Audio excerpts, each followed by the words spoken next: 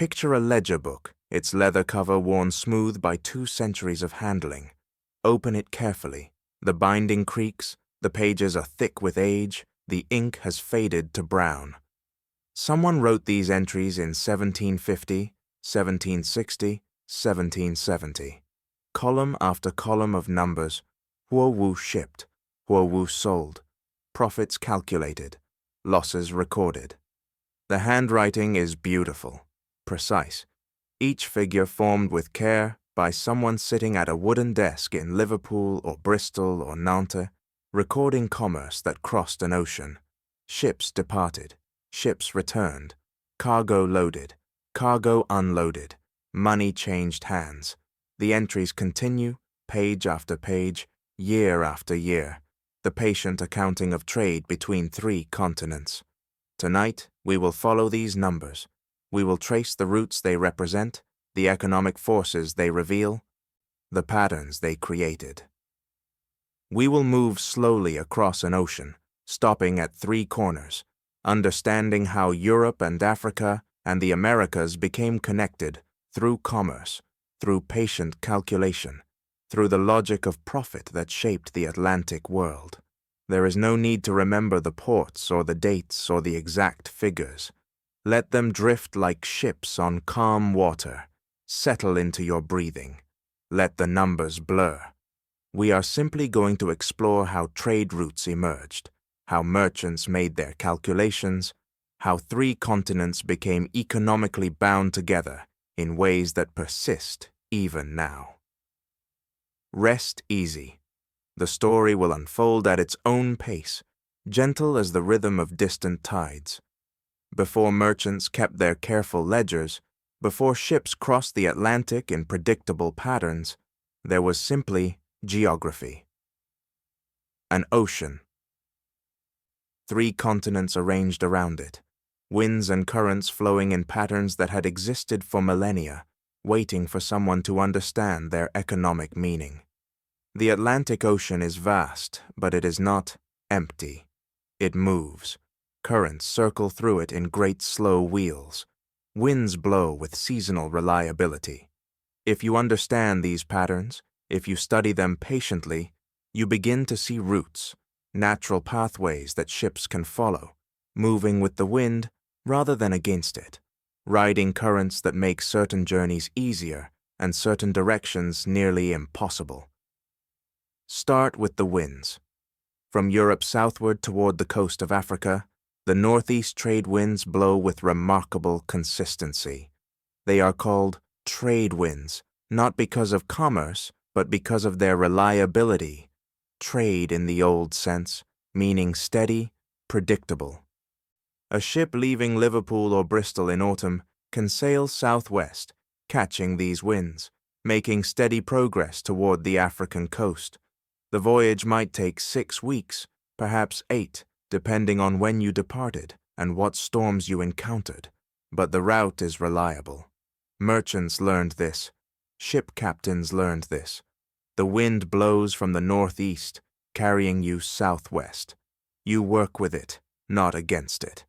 From the African coast westward across the Atlantic toward the Caribbean and the Americas, different winds prevail. Here the trade winds blow from the east, steady and warm, pushing ships across the ocean toward the islands of the West Indies, toward the coasts of what would become Brazil and the southern colonies of North America.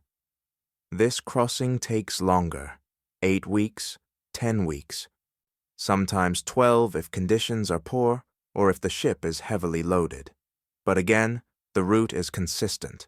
The wind blows from Africa toward America. Ships ride it. From the Caribbean and the American coast back toward Europe, yet another pattern emerges. Here ships sail north first, moving up the coast, then turn east and catch the westerlies, the winds that blow from west to east across the North Atlantic. These winds, strengthened by the Gulf Stream current flowing from the Caribbean northeast toward Europe, carry ships home. The voyage back might take 6 weeks, perhaps 8, but the route works. The wind blows east. The current flows east.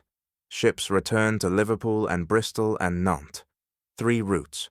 3 prevailing wind patterns, 3 legs of a journey that form a triangle. This is not an accident of history or the result of any grand plan. It is simply geography. The winds blow in these patterns. The currents flow in these directions. Merchants did not create the triangle. They discovered it. They noticed that ships sailing empty in any direction were losing money, that cargo space unused was profit wasted, that the ocean's own movements suggested a circuit rather than a simple back and forth. Now consider what each continent could produce and what each continent needed. Europe in the 1600s and 1700s was becoming the first industrial region. England particularly, but also France and the Netherlands, developed manufacturing capacity that earlier centuries had lacked. Textile mills in Manchester produced cloth by the thousands of yards. Workshops in Birmingham turned out metal goods, pots and pans and tools and weapons. Distilleries made rum and brandy. Factories made beads and trinkets and 100 other items, producing them in quantities and at costs that handcraft could never match. But Europe was cold. Europe was crowded. Europe's growing population wanted things it could not easily produce. Sugar was the clearest example. Sugarcane needs tropical climate, warm temperatures year-round, substantial rainfall. It does not grow in England or France or the Netherlands. Before Atlantic trade developed, sugar in Europe was luxury, rare and expensive, available only to the wealthy. European consumers would buy vast quantities of sugar if it could be produced cheaply enough. The same was true of tobacco, of coffee, of indigo for dyeing cloth. These were crops that European climate could not support, but that European consumers increasingly desired. So Europe had manufactured goods to sell and tropical products it wanted to buy. But where would the tropical products come from? The Americas had land, enormous amounts of land. When European ships began crossing the Atlantic in the 1500s, they found continents that seemed almost empty, not because they were empty, but because European diseases had devastated indigenous populations with horrifying speed. Smallpox and measles and influenza, carried inadvertently by European explorers and settlers, swept through populations that had no immunity. Within a few generations, the population of the Americas had collapsed by perhaps 80 or 90% in many regions. Millions died. Whole societies dissolved. What remained was land, vast territories with climates perfect for sugar and tobacco and rice and indigo, with soil that had never been intensively farmed, with river systems for irrigation and transportation. The land could produce exactly what Europe wanted to buy. But land alone produces nothing. Someone has to clear it, plant it, tend the crops, harvest them, process them for shipping. This requires labor, enormous amounts of labor. The indigenous populations were too diminished, too devastated by disease, and often too unwilling to work in the agricultural systems Europeans tried to establish. European settlers could farm their own small holdings, but the most profitable crops, sugar especially, required operations on a scale beyond what family farming could achieve. Sugar production needed expensive equipment, mills to crush the cane, great copper pots for boiling the juice, skilled workers to manage the delicate process of crystallization. The economics only worked at large scale, with plantations employing hundreds of workers producing hundreds of tons of sugar each year. Where would the labor come from? Africa had labor. It also had established trading systems, coastal kingdoms that had been conducting commerce for centuries, merchant networks that stretched into the interior, commercial infrastructure that Europeans could connect to. This is important to understand. Europeans did not create African trade systems. They joined them.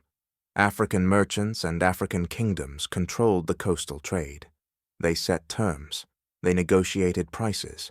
They determined what they would sell and what they would accept in payment. What Africans wanted from Europeans was manufactured goods. The textiles from Manchester, the metal goods from Birmingham, the firearms that were becoming increasingly important in African political and military competition, alcohol, beads, copper, iron. African merchants would trade for these goods, offering in return gold and ivory and pepper, and increasingly enslaved people, captives taken in warfare between African kingdoms, criminals sentenced to slavery under African legal systems, people purchased from the interior through long-established trading networks. The economic logic was falling into place. Europe could manufacture goods cheaply. Africa would trade for those goods, offering captives among other commodities. Those captives could be transported to the Americas to provide the labor needed for plantation agriculture. The plantations would produce sugar and tobacco and other tropical crops. Those crops could be shipped to Europe, where consumers would buy them. The cycle could continue. The geography made it possible. The winds and currents meant ships could move in a circuit rather than sailing the same route back and forth. A ship could leave Liverpool loaded with manufactured goods, sail to the African coast with the northeast trades, spend weeks or months purchasing captives and gold and ivory, cross the Atlantic with the easterly trades, sell its cargo in Jamaica or Barbados or Charleston, load up with sugar and tobacco and rum, sail north and then east with the westerlies and the Gulf Stream, and arrive back in Liverpool 12 to 18 months after departing.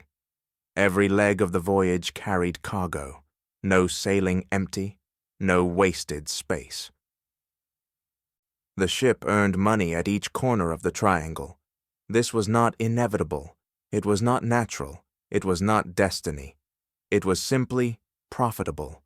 The profits were large enough, the risks were manageable enough, the infrastructure developed sufficiently that by the late 1600s and early 1700s, the triangular trade had become the dominant pattern of Atlantic commerce.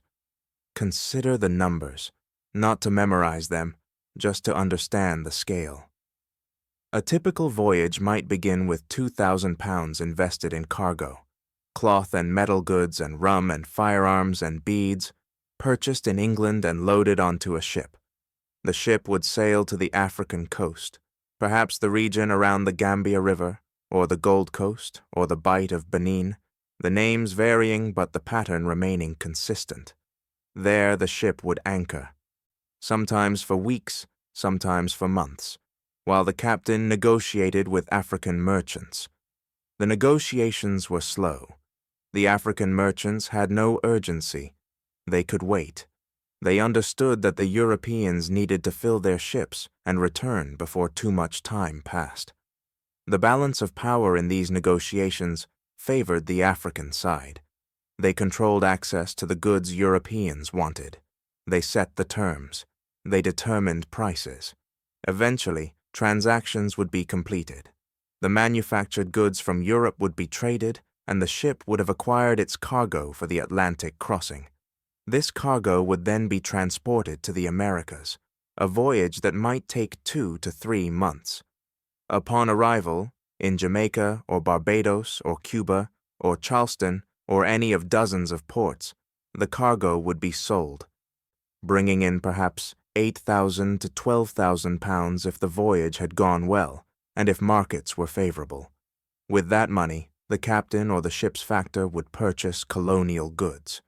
Sugar primarily, but also tobacco and rum and molasses and coffee and indigo and later cotton. These goods would be loaded for the return voyage to Europe, a journey of perhaps 6 to 8 weeks. Back in Liverpool, the cargo would be sold. If everything had gone well, if the ship had not been lost to storms, if disease had not killed much of the cargo during the Atlantic crossing, if the captain had negotiated good prices at each stage, if markets in England were strong, the total revenue might be £15,000. Subtract the original £2,000 in invested cargo. subtract another £3,000 in ship costs and crew wages and port fees and insurance, and the profit might be £10,000. £10,000 profit on a £2,000 investment over 12 to 18 months. This is a return of 500%. These numbers are extraordinary. Most successful merchants did not achieve these returns consistently. Many voyages failed, ships sank, cargoes spoiled, prices collapsed. But the potential was there. The possibility was real enough to draw investors, to fund ships, to keep the trade flowing for more than a century. The ocean made it possible. The wind patterns, the currents, the distances that were long but not impossible, the routes that formed a triangle rather than requiring the same back-and-forth voyage. Geography created opportunity. Merchants exploited the opportunity, and 3 continents became bound together in an economic system that would shape them all, that would generate enormous wealth for some while extracting resources and people from others, that would create patterns of trade and development and inequality that persist centuries after the ships stopped sailing these routes. The ledger books recorded it all. Ships departed. Ships arrived. Cargo manifested. Prices negotiated. Profits calculated. The entries accumulated, page after page, the patient accounting of commerce that flowed through the Atlantic, moving with the winds, following the currents, connecting 3 corners of an ocean in a pattern that seemed to make perfect economic sense to those who kept the books. Even as it depended on systems of exploitation and suffering that those same merchants recorded with the same careful penmanship they used for recording barrel counts of sugar and yards of cloth. The same steady hand entering every transaction, every voyage, every profitable return, the numbers continuing across decades and centuries, the triangle complete, the circuit established, the trade flowing with the patient rhythm of the ocean itself, moving as the winds decreed, as persistent as the tides, as regular as the seasons, year after year after year. The ships that departed from Liverpool and Bristol and Nantes did not sail empty. They carried cargo carefully selected, carefully loaded, carefully manifested in the captain's records and the merchant's ledgers back in England. Every item was chosen for a reason. Every bolt of cloth, every barrel of rum, every musket and brass pot and string of beads represented a calculation about what would sell well on the African coast, what African merchants wanted, what prices could be negotiated. Understanding what filled these ships means understanding what Europe in the 1700s could produce and what Africa wanted to buy. The cargo reveals the first economic exchange of the triangle, the first profit opportunity, the beginning of a voyage that would take a year or more to complete. Start with textiles. Cloth filled perhaps half the cargo space on a typical ship bound for Africa. This was not fine silk or expensive woolens. This was practical fabric produced in quantity by the growing textile industry of England, and to a lesser extent, France and the Netherlands. Manchester was becoming the center of this production. Workshops and early factories, turning out cloth by the thousands of yards. The Manchester merchants produced several types of cloth specifically for the African trade. Cotton textiles imported from India and then re-exported were popular.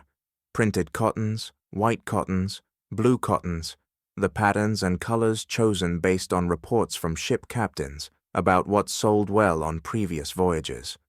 Woolen cloth also went in quantity, though the coarser varieties rather than fine woolens, fabric that could withstand tropical humidity and that African merchants found useful. Linen from Ireland filled out the textile cargo, valued for its durability. A ship might carry 10,000 yards of cloth, perhaps 12,000. The variety was important, no single type, but rather an assortment. Because African merchants had preferences that varied by region and that changed over time. A captain needed options, needed to be able to offer different cloths at different prices, needed flexibility in his negotiations. The cost of this cloth was remarkably low by the standards of what it would eventually fetch. A yard of cotton cloth might cost the Liverpool merchant 3 pence or 4 pence. A yard of woolen cloth perhaps 6 pence or 8 pence. The total investment in 10,000 yards of mixed cloth might be £200 or £250.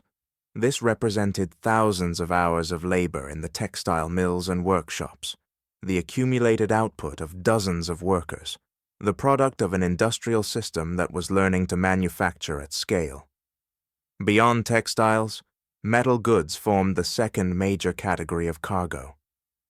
Birmingham had become the metalworking center of England, producing brass and copper and iron goods for export.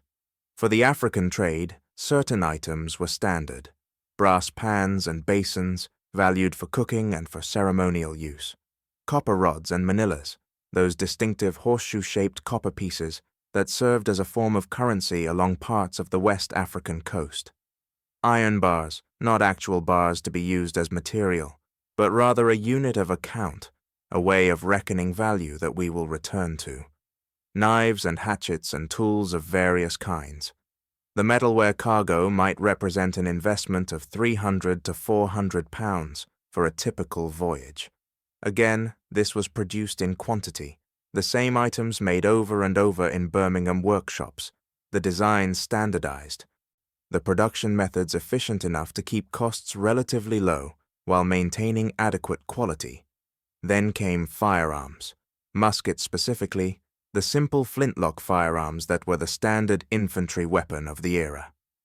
These were produced in London and Birmingham, often specifically for export to Africa. They were not high-quality weapons. They were trade guns, built cheaply, built to work adequately, but not built to last.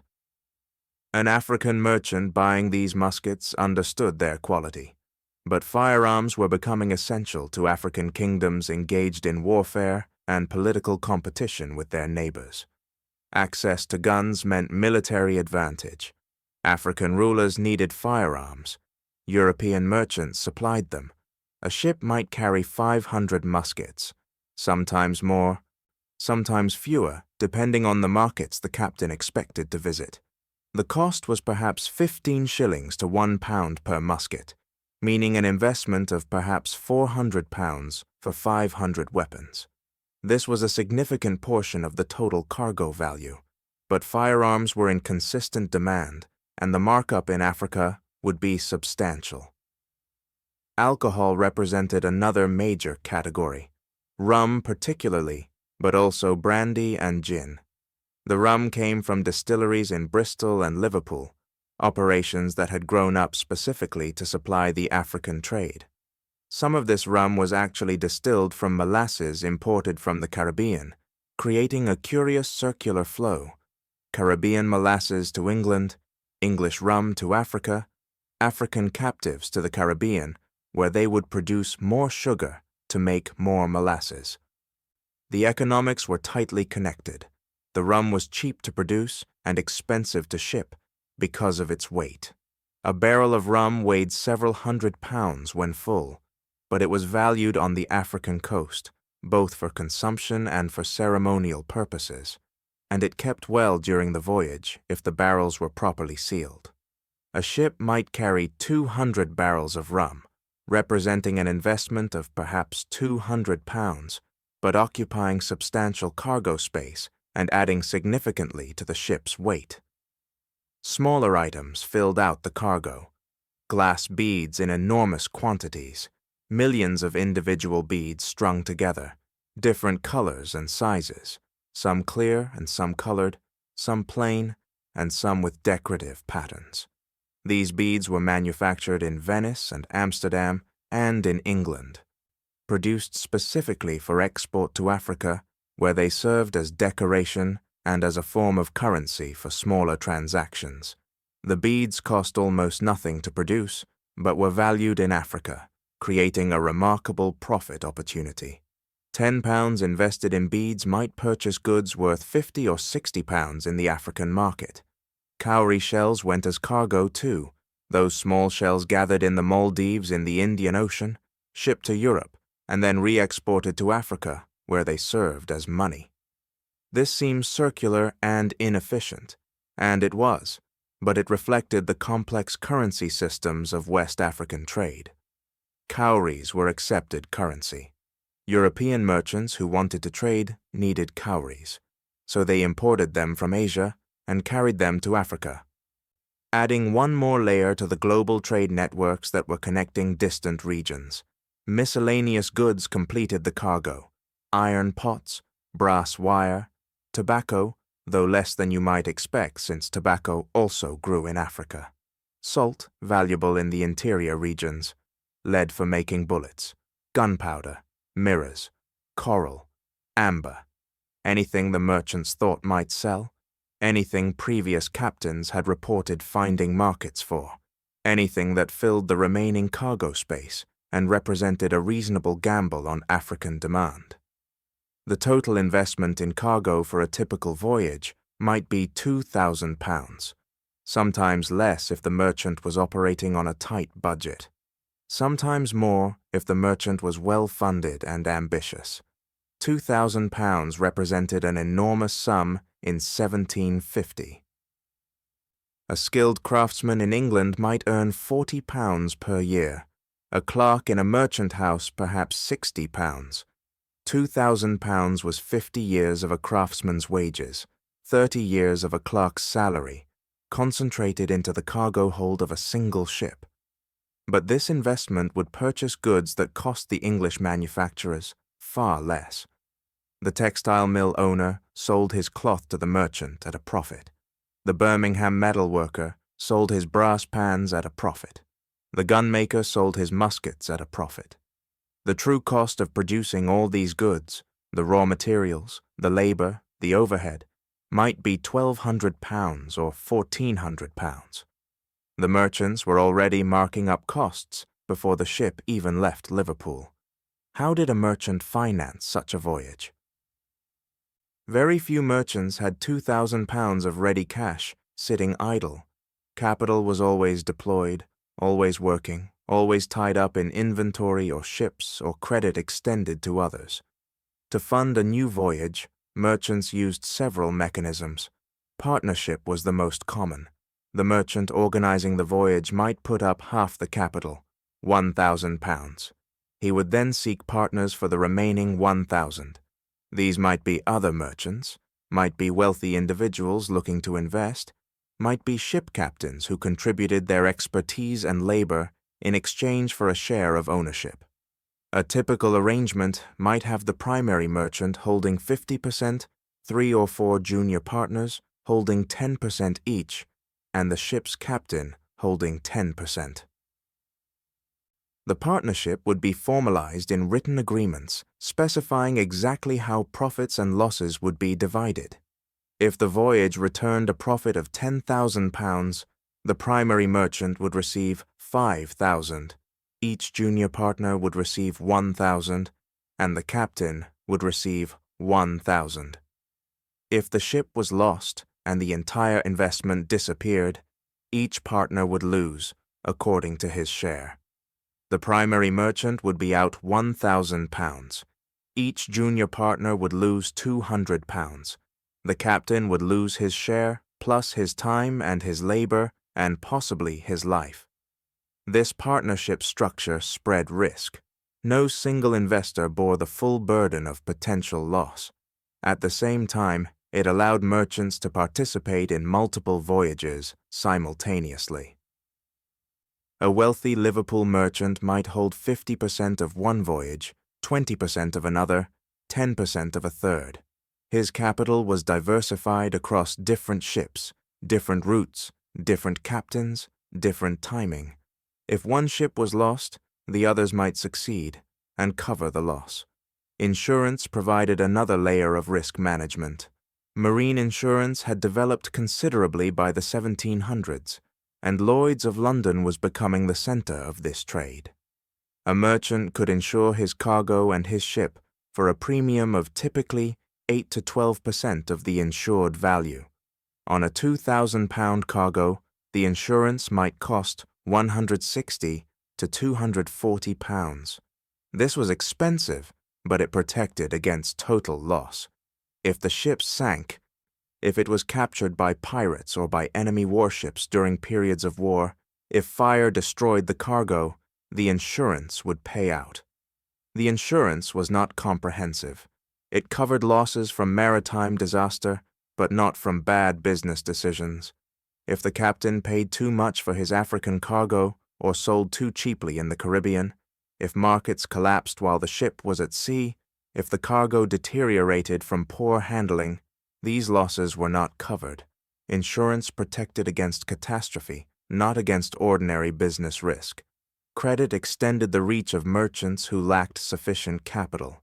London banks and merchant banks would extend lines of credit to established Liverpool and Bristol merchants, allowing them to purchase cargo on credit, to be repaid when the voyage returned and the goods were sold. The interest on such credit might be 5 to 8% annually. For a voyage lasting 18 months, the interest charges would be 7 to 12% of the borrowed amount. Expensive, certainly, but manageable if the voyage succeeded and generated the expected profits. The organization of a voyage took months.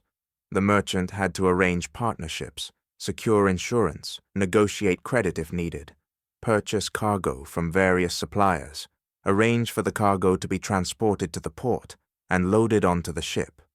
Each step required correspondence, negotiation, documentation. The merchant's clerks would write dozens of letters, keep detailed accounts, track every transaction. The ship itself represented another significant investment, though usually one made separately from the voyage investment. A typical ship engaged in the triangular trade was a merchant vessel of perhaps 200 tons, meaning it could carry roughly 200 tons of cargo, though the actual weight carried varied depending on the density of the goods. Building such a ship cost £3,000 to £5,000, an investment that would be amortized over 10 or 15 years of service. Most merchants did not own ships outright. Instead, ships were owned in shares, much like the voyages themselves were financed through partnerships. A ship might be owned by 10 or 12 investors, each holding fractional shares, 1/8, 1/16, perhaps 1/32. This spread the capital requirement and the risk.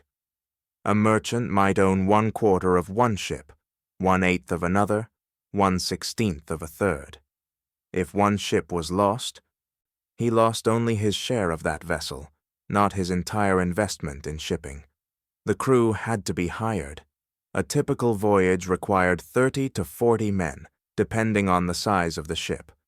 The captain commanded, earning perhaps 8 to 10 pounds per month. The first mate earned 4 to 5 pounds per month. The surgeon, who would be essential during the Atlantic crossing, earned around 5 pounds per month. Ordinary sailors earned 1 to 2 pounds per month. The total crew wages for a voyage of 12 to 18 months might be 300 to 500 pounds. These wages were paid partly in advance. Sailors typically received 1 or 2 months' wages before departure to settle their affairs and support their families while at sea. The remainder was paid upon return, assuming the sailors survived the voyage. Mortality among crew members was substantial, though lower than the horrific mortality among the human cargo the ships would carry. Perhaps 1 sailor in 10 might die during a voyage, from disease or accident or violence. This was simply accepted as a cost of the trade. With cargo purchased, insurance secured, crew hired, and ship prepared, the vessel would depart. The sailing time from Liverpool to the African coast was typically 6 to 8 weeks, though it could be longer if winds were unfavorable or if storms delayed progress. The ship would sail southwest, working down the coast of Portugal and past the Canary Islands, catching the northeast trade winds that would carry it to the African coast. The captain carried detailed instructions from the merchant. These specified which ports to visit, what prices to seek for the cargo, how much to spend on African goods, when to proceed to the next leg of the voyage.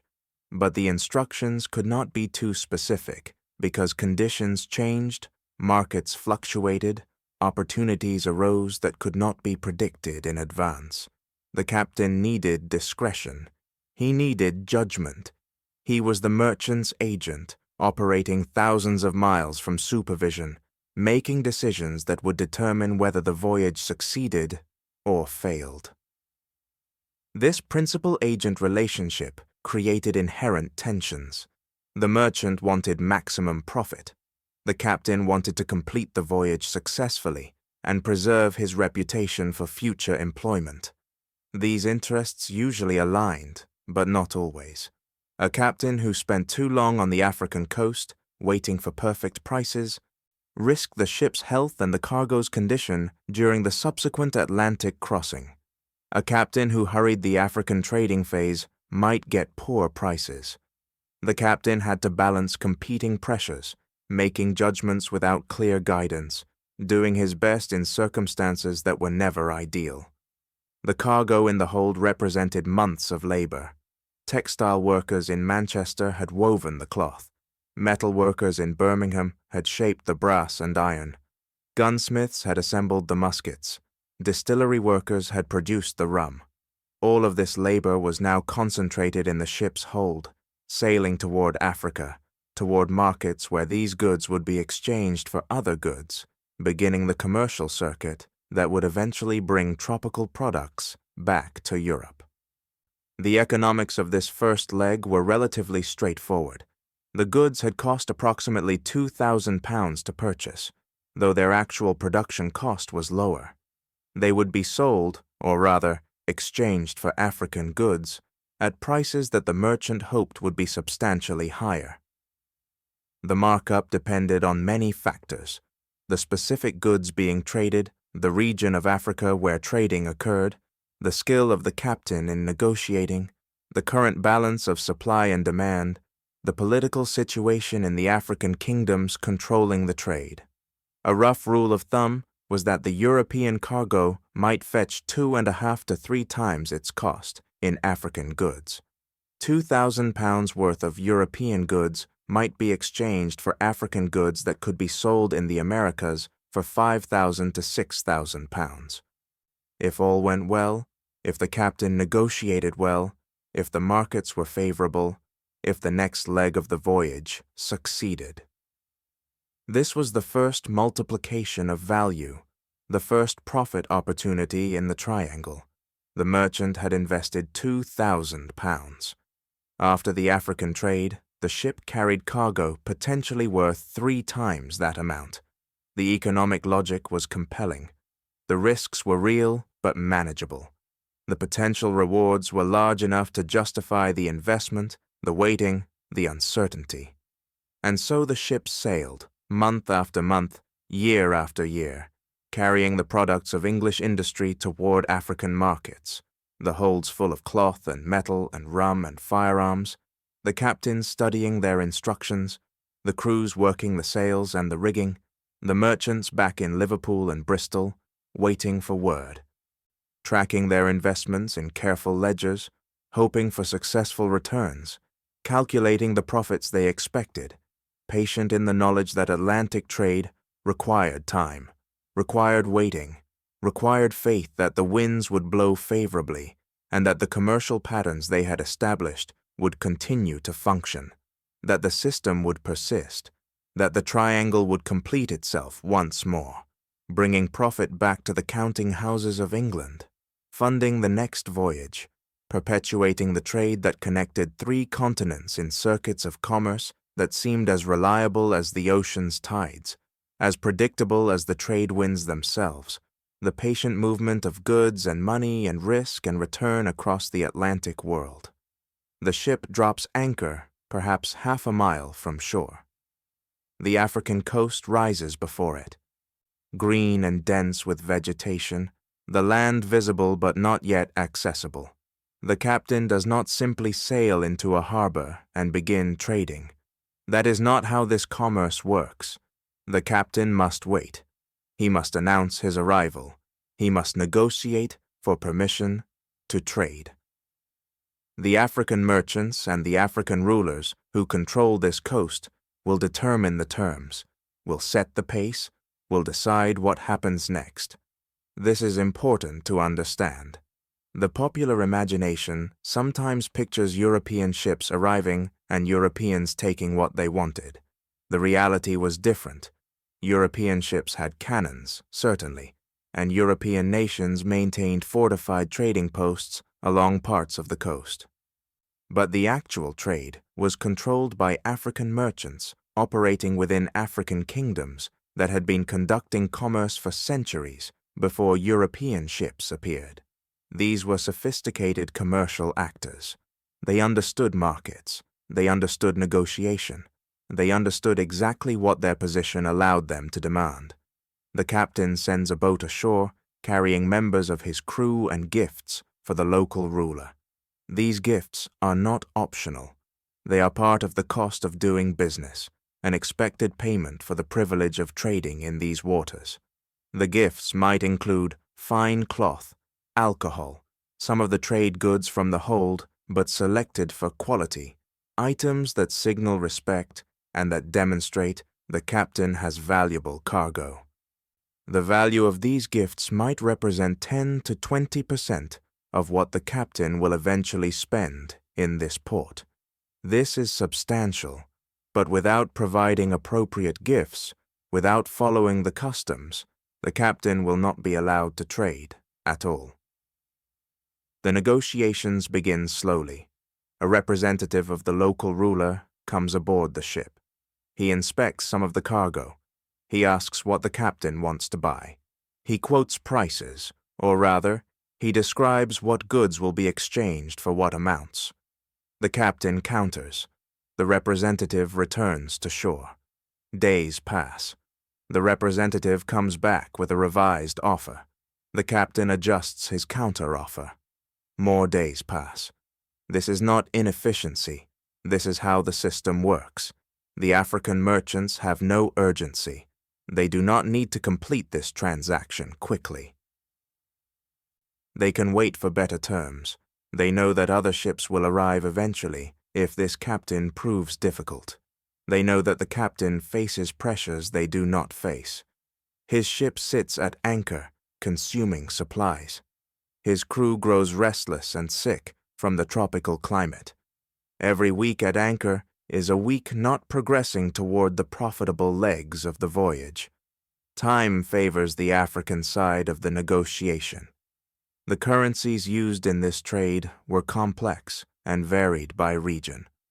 Along much of the West African coast, the iron bar served as a unit of account. This was not an actual iron bar that changed hands. It was an abstraction, a way of keeping score, similar to how pounds sterling functioned in England without anyone necessarily handling actual pound coins. One iron bar was defined as the value of a theoretical piece of iron 10 feet long and of standard thickness. Everything was priced in iron bars. A man might be priced at 40 iron bars, a woman at 35 iron bars, a child at 20 iron bars. These were not fixed prices. They fluctuated based on age, health, perceived strength, skills, and the current balance of supply and demand. But they provided a framework for negotiation. The African merchant would say, "This person is worth 40 bars." The captain would counter, "I will pay 35 bars." They would settle eventually on a price, perhaps 37 bars, perhaps 38. But the payment was not made in actual iron bars. It was made in trade goods, with each type of good assigned a bar value. A musket might be worth 1 bar. A brass pan might be worth half a bar. A bolt of cloth might be worth 2 bars. A barrel of rum might be worth 3 bars. The captain and the African merchant would assemble a bundle of goods that totaled the agreed number of bars.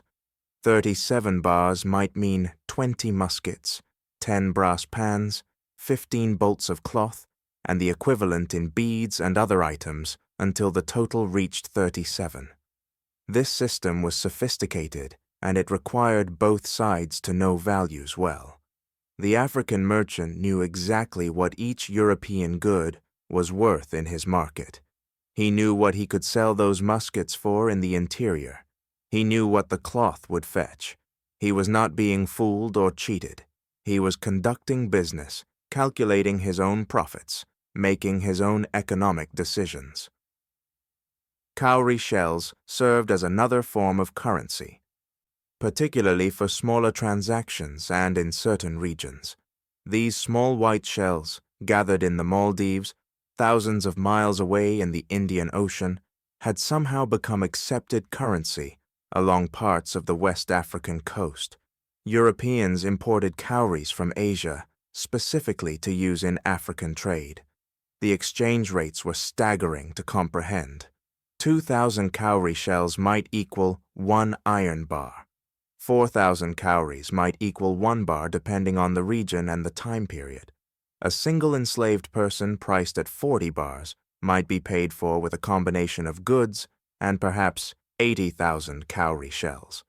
The counting and verification of such transactions took time, added to the delays, made each deal a matter of patient calculation. The trading posts that Europeans maintained along the coast were warehouses more than anything else. The British maintained forts at Cape Coast Castle and other locations. The Portuguese had posts in Angola. The French had establishments in Senegal. The Dutch had their positions. These forts served several purposes. They provided secure storage for goods before African merchants were ready to trade. They housed the European factors, the permanent representatives who lived on the coast year-round, who knew the local languages and customs, who facilitated trade between arriving ships and African merchants. They offered some protection against other European competitors and against local political disruptions. But these forts did not control the trade.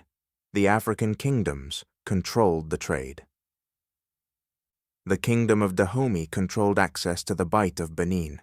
The Asante Empire controlled trade from the interior to the Gold Coast. The Kingdom of Congo and the Portuguese colony of Angola controlled the trade in the south. These kingdoms were powerful, well-organized, militarily capable. They negotiated as equals with European traders. They played European nations against each other, granting better terms to the Dutch if they were unhappy with British prices, shifting trade to the French if the Portuguese proved difficult. Some African kingdoms grew wealthy and powerful through this trade. Dahomey built a centralized state with professional armies, financed partly through taxes on the slave trade that flowed through its territories. The Asante created an empire in the interior, controlling gold production and trade routes, using their economic power to acquire firearms and maintain military dominance over their neighbors. These kingdoms were not victims of European expansion. They were economic and political actors, pursuing their own interests, using the European demand for enslaved people and other goods to enhance their own power. The goods that European ships purchased were diverse. Enslaved people were the most valuable cargo for the American market, and thus dominated the later triangular trade. But they were not the only African export. Gold came from the Gold Coast, as the name suggests, not in vast quantities, but valuable enough to fill part of a ship's hold. Ivory was purchased, elephant tusks that would be carved in Europe into decorative objects and piano keys. Pepper and other spices had some market. Gum arabic, used in textile processing and other industries, was traded along the Senegambian coast. Beeswax found buyers in Europe for candles and for industrial uses. But as the 1700s progressed, the trade increasingly focused on enslaved people as the primary cargo. The economics drove this focus. The price differential between Africa and America was largest for human beings. A person purchased in Africa for goods worth 15 or 20 pounds might be sold in Jamaica or Barbados for 40 or 50 pounds. The profit margin was higher than for any other cargo. The demand in the Americas was enormous and growing. Sugar plantations needed workers. Tobacco plantations needed workers. Rice and indigo plantations needed workers. The mortality rates on these plantations meant constant demand for replacement workers. The economics pushed the trade toward its most terrible form. The time a ship spent on the African coast varied enormously. A captain arriving at a port where trade was active and where African merchants had already accumulated captives might complete his business in a few weeks. More commonly, the process took months, 2 months, 3 months, sometimes longer. The captain needed to fill his ship. If he was seeking to purchase 300 or 400 people, he could not simply buy them all at once. They came in small groups, a dozen here, 20 there. Each transaction required negotiation. Each group required inspection, evaluation, pricing, assembly of the payment goods. The accumulation was slow. While the ship waited at anchor, expenses continued. The crew consumed food and water. Supplies had to be purchased from shore. The ship's hull fouled with marine growth in the tropical water, slowing the vessel and requiring cleaning or scraping. Crew members fell ill with malaria and yellow fever and dysentery, tropical diseases that Europeans had little resistance to. Some crew members died. Their positions had to be filled from shore if possible, hiring men from other ships or from the small European communities at the trading posts. The African merchants also used the waiting time strategically. They knew that the longer the captain waited, the more pressure he felt to complete his cargo and depart. A captain who had already spent 3 months on the coast might accept prices he would have refused after 1 month. The cost of continued waiting eventually exceeded the benefit of holding out for better prices. The African merchants understood this calculus. They could be patient because they lived here, because they were not consuming ship supplies, because time was not money for them in the way it was for the captain. The captives were held in shore facilities while the ship filled. Some kingdoms maintained specialized holding facilities, barracoons they were called, fortified enclosures where captives could be kept under guard. The European forts also had dungeons and holding cells, where purchased captives waited until the ship was ready to receive them. The conditions in these facilities were terrible: crowding, poor sanitation, inadequate food, disease. Some captives died before ever boarding the ship. This mortality was factored into the African merchants' pricing. They expected some loss. They charged accordingly. When the ship's cargo was finally complete, when the captain had purchased as many people as he thought the ship could carry, or as many as he could afford with his remaining trade goods, the loading would begin. This was a process that took days. Small boats ferried captives from shore to the ship anchored offshore. Each person was brought aboard, examined by the ship's surgeon to verify reasonable health, marked in the ship's manifest, and taken below deck to the spaces that had been prepared. The ship was modified for this cargo. Temporary decks were built in the hold, creating layers where people could be placed. The height between these decks might be only 3 or 4 feet, sometimes less, not enough space to stand, barely enough to sit. The theory was that more people could be carried if they were packed tightly in layers. This was called tight packing by some captains. Others practiced loose packing, giving more space per person in the belief that lower mortality would offset the smaller numbers carried. The economics of this decision were grim. Each approach had advocates. Each had been calculated and recalculated in terms of expected profit. The provisions for the Atlantic crossing had to be loaded. Food for 300 or 400 captives for 2 months or more. Rice and beans and yams purchased on the coast. Water in large casks, the single most critical supply because dehydration killed quickly in tropical heat. The water casks took up enormous space. A ship might need to carry 20 or 30 tons of water. Medical supplies were loaded, such as they were. The ship's surgeon would need to treat dysentery and fever and the various illnesses that would inevitably appear. Shackles and chains were checked and prepared, tools of restraint to prevent rebellion or escape. The total cost of the African phase of the voyage was substantial. The original cargo of 2,000 pounds worth of European goods had been exchanged for African goods and captives, but additional costs had accumulated. The gifts to local rulers might have cost 200 pounds worth of goods. Port fees and payments for various services might total another 100 pounds. The crew wages for the 3 or 4 months spent on the coast added another 100 to 150 pounds.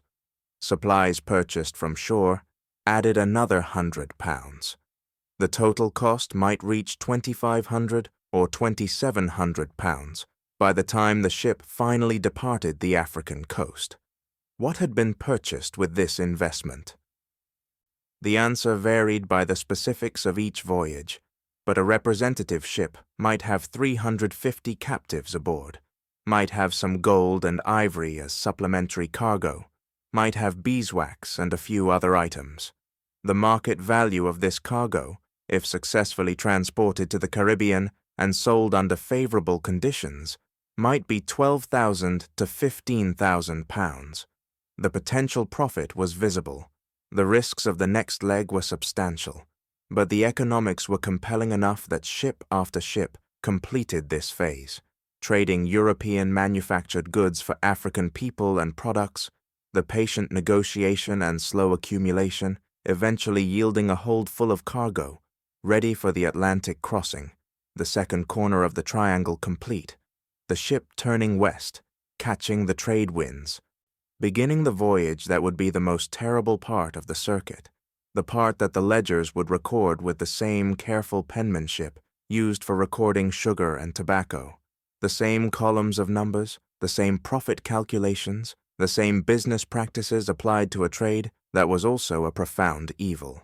The captains and merchants seeing profits where we see horror, the system functioning by its own logic, the triangle moving through its pattern, the ships departing Africa as regularly as they arrived, the trade flowing, the accounts accumulating, the wealth building in Liverpool and Bristol and Nantes, while in the holds of ships departing the African coast, hundreds of people who had been farmers and merchants and craftsmen and parents and children in their own societies, people with names and languages and histories, began the middle passage across an ocean toward lives that would be measured in labor and suffering and early death, their economic value calculated per person, their mortality rates estimated and factored into pricing, their humanity reduced to entries in ledgers, to cargo manifests, to profit projections in the accounts of merchants who never saw them as anything but commodities, as goods to be transported and sold,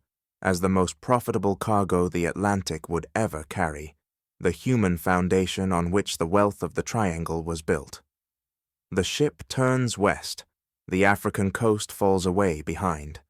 Ahead lies open ocean, 2,000 miles of Atlantic water between the coast of Africa and the islands of the Caribbean. The voyage will take 8 weeks if winds are favorable. 10 weeks is more common. 12 weeks if conditions are poor. The ship carries 350 people in spaces designed for cargo, not for human beings. The economics of this passage were calculated carefully by the merchants who financed the voyage. The costs, the losses, the expected returns. Every element was measured, recorded, factored into the profit projections. Understanding this requires looking at numbers, not to memorize them, not to dwell on them, simply to see how the system functioned, how decisions were made, how the horror of this voyage was translated into columns in a ledger, into calculations of cost and return. The modifications made to the ship before it loaded its human cargo represented capital investment. The temporary decks built in the hold, creating layers where people could be placed, cost perhaps 50 to 70 pounds in materials and labor. The additional shackles and chains, the gratings for ventilation, the platforms and partitions, all of this added up to perhaps 100 pounds invested in preparing the ship to carry people rather than barrels of sugar or bales of tobacco. This investment would be amortized across multiple voyages. The temporary structures could be dismantled after the Atlantic crossing and rebuilt for the next voyage from Africa. The provisions for the crossing were substantial and represented significant cost. Food for 350 captives for 10 weeks meant enormous quantities. Ships typically provisioned with rice, beans, yams, and other staples purchased on the African coast, where they were relatively cheap. The total cost of food might be 200 to 300 pounds. Water was more critical and more difficult. Each person needed perhaps 2 quarts of water daily to survive in tropical heat. For 350 people over 10 weeks, this meant roughly 50,000 quarts, or 12,000 gallons, or about 50 tons of water. The casks to hold this water, the space it consumed, the weight it added to the ship, all of this was substantial. The cost was relatively low. Water was free, casks were reusable, but the logistics were complex, and the consequences of running short were catastrophic. The crew size increased for the middle passage. A ship that might normally sail with 25 men would carry 35 or 40 for this leg. The additional crew was needed to guard the captives, to manage the daily routines of feeding and bringing people on deck for air, to suppress any resistance or rebellion. These extra crew members had to be paid, fed, and given their share of the provisions. The additional wages for this leg might add another 100 pounds to the voyage costs. Medical supplies were loaded. The ship's surgeon would need medicines, such as they were in the 18th century. Laudanum for pain, purgatives for digestive ailments, vinegar and lime juice attempting to prevent scurvy, though the mechanisms were not yet understood, bandages and basic surgical equipment. The medical supplies might cost 20 to 30 pounds, but would prove inadequate for the illnesses that would appear during the crossing. With all preparations complete, the ship departed the African coast. The routine that followed was documented in ship's logs and surgeons' journals.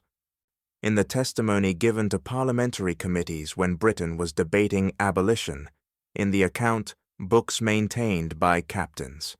The daily pattern was designed to preserve the cargo while controlling it, to minimize losses while maintaining order.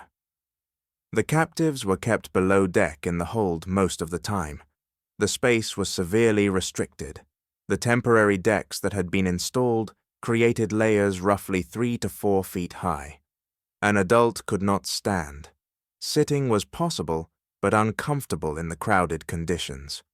People were chained, typically in pairs, right ankle to left ankle, right wrist to left wrist, creating enforced partnerships that prevented individual movement while theoretically allowing paired individuals to shift positions slightly.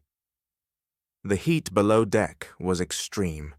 Tropical sun bearing down on a wooden ship, 350 bodies packed into restricted space, inadequate ventilation despite the gratings that had been installed. The temperature might reach 100 degrees or higher. The air became foul quickly. Waste buckets were provided, but were inadequate for so many people. The smell became unbearable. Crew members detailed to go below deck for inspections or to bring people up for feeding often became sick themselves from the conditions. Each day, weather permitting, groups of captives were brought on deck. This was carefully managed. 30 or 40 people at a time, still shackled, under close guard by armed crew members. They would be given food, rice or beans or yams boiled together into a mash, served in wooden bowls, eaten with their hands or with spoons if available. Water would be distributed, carefully measured. each person receiving their ration in a cup or bowl. After eating, the people on deck were sometimes made to exercise, forced to move around the deck to prevent their muscles from atrophying, to reduce the risk of deep vein thrombosis and other conditions that came from being immobile for long periods. The crew called this dancing the slaves, and sometimes accompanied the forced movement with musical instruments, drums or fiddles, creating a grotesque parody of celebration. The purpose was purely practical. People who could not walk when they arrived in the Caribbean would fetch lower prices at auction. After perhaps an hour on deck, the group would be taken below, and the next group brought up. The rotation continued through the day. By evening, all had been fed and given time above deck, and all were returned to the hold for the night. The buckets were emptied overboard. The deck was washed. The routine would repeat the next day and the next, for weeks, the pattern continuing until the ship reached the Caribbean. Mortality during this passage was the single most important economic variable for the ship's owners. A person who died could not be sold. A death represented complete loss of the investment made in purchasing that person, plus a proportional share of the provisions consumed, plus the opportunity cost of the space occupied. The mortality rate varied considerably across voyages and across time periods. In the early years of the trade, in the 1600s and early 1700s, mortality rates of 20 to 30% were common. By the later 1700s, improvements in provisioning and faster ships had reduced the average to perhaps 12 to 15%, but this was still horrific. On a ship carrying 350 people, 40 to 50 deaths during the crossing was the expected outcome. Some voyages did better. Some did worse. Occasionally, a ship would lose half its human cargo, or more to disease and dehydration and despair. The causes of death were multiple. Dysentery was the greatest killer, the disease spreading through contaminated water and poor sanitation, causing severe dehydration and exhaustion. Smallpox appeared on some voyages, spreading rapidly in the crowded conditions, killing some outright and weakening others. Fever of various kinds, called simply the flux, or ship fever, killed many. Depression and despair killed too. Some people refused to eat, choosing death over the unknown horrors that awaited. Some died of what the captains called fixed melancholy, a profound psychological collapse in the face of their situation. The ship's surgeons recorded these deaths, noting causes when they could be determined, more often simply writing mortality or died in their journals. The economic calculations around mortality were explicit. Merchants and captains understood the trade-offs. Tight packing, putting more people in the same space, increased the number carried, but also increased the mortality rate through crowding and disease transmission. Loose packing, allowing more space per person, reduced mortality, but also reduced the total number transported. Each approach had its advocates. The mathematics were grim.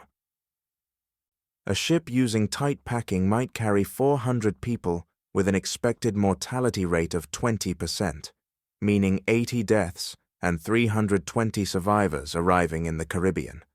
A ship using loose packing might carry 300 people with an expected mortality rate of 12%, meaning 36 deaths and 264 survivors. Which approach yielded more profit? The answer depended on prices in the Caribbean, on the costs of the additional provisions for 400 versus 300, on dozens of variables. But the calculation was made. Ship owners and captains studied the evidence from previous voyages and made their decisions based on expected profit, treating human mortality as one variable among many in their optimization problem. The insurance that merchants purchased covered some mortality, but not all. The typical marine insurance policy would cover losses from maritime disaster, shipwreck, capture by pirates or enemy warships, fire, loss of the ship itself. It would also cover some mortality from what was called perils of the sea, meaning disease and death that exceeded normal expected rates, but it did not cover normal mortality. If 40 people died on a voyage carrying 350, this was considered within expected parameters and was not an insured loss. The merchant bore that loss. If 150 died, if more than a third of the cargo was lost, this might be considered extraordinary and might trigger an insurance payment. But the insurance companies were careful about such claims and frequently disputed them. The insurance premiums for these voyages were higher than for ordinary cargo. 8 to 12% of the insured value was typical, compared to perhaps 5 to 8% for a ship carrying sugar or tobacco. The insurance underwriters at Lloyd's of London understood that slave ships faced particular risks. The longer time at sea, the disease environment, the possibility of rebellion aboard ship, all of this increased the risk profile. But they also knew these voyages were profitable, that merchants could afford the higher premiums, that the trade would continue. They underwrote the policies, collected their premiums, paid out when claims were validated, and built their businesses on the foundation of this commerce as much as any other Atlantic trade. Rebellion was a constant fear for the crew. The captives outnumbered the crew by perhaps 10 to 1. If they could break free of their shackles, if they could coordinate, they could overwhelm the crew. This had happened. There were documented cases of successful rebellions where captives had seized control of ships, though usually with tragic results because they did not know how to navigate the vessel, and the ship would drift until intercepted or until supplies ran out. More commonly, rebellion attempts were suppressed. The crew was armed. The captain and the officers carried pistols. Muskets were kept ready. The ship's cannon could be turned on the deck if necessary. Preventing rebellion required constant vigilance. The captives were kept shackled. They were never all brought on deck at once. The men were watched more closely than the women and children because they were considered more dangerous. Any sign of planning, any suspected coordination was met with harsh punishment. Whipping was common. Troublemakers might be put in thumbscrews or other painful restraints. The most rebellious might be killed as an example to others. The violence was systematic, designed to maintain control, to prevent the economic loss that a successful rebellion would represent. The duration of the voyage depended on weather and the route taken. The most direct route was not always the fastest. Ships often sailed south from the African coast into the South Atlantic before turning west, seeking to pick up the most favorable winds and currents. This added distance but could reduce overall time if the winds were better. A fast passage might be completed in 6 weeks. 8 to 10 weeks was more typical. 12 weeks or more was possible if the ship encountered storms or unfavorable winds, or if it became becalmed in the doldrums near the equator, where winds sometimes died completely and ships could drift for weeks. Every additional week at sea consumed more provisions and increased mortality. A voyage that stretched to 12 weeks would see food and water running short. Rations would be reduced. The weakest would die first. The crew would also suffer on extended voyages, their provisions equally limited, their health deteriorating. Captains tried to provision conservatively, carrying more supplies than the expected voyage would require, but storage space was limited, and provisions themselves had weight that affected the ship's sailing performance.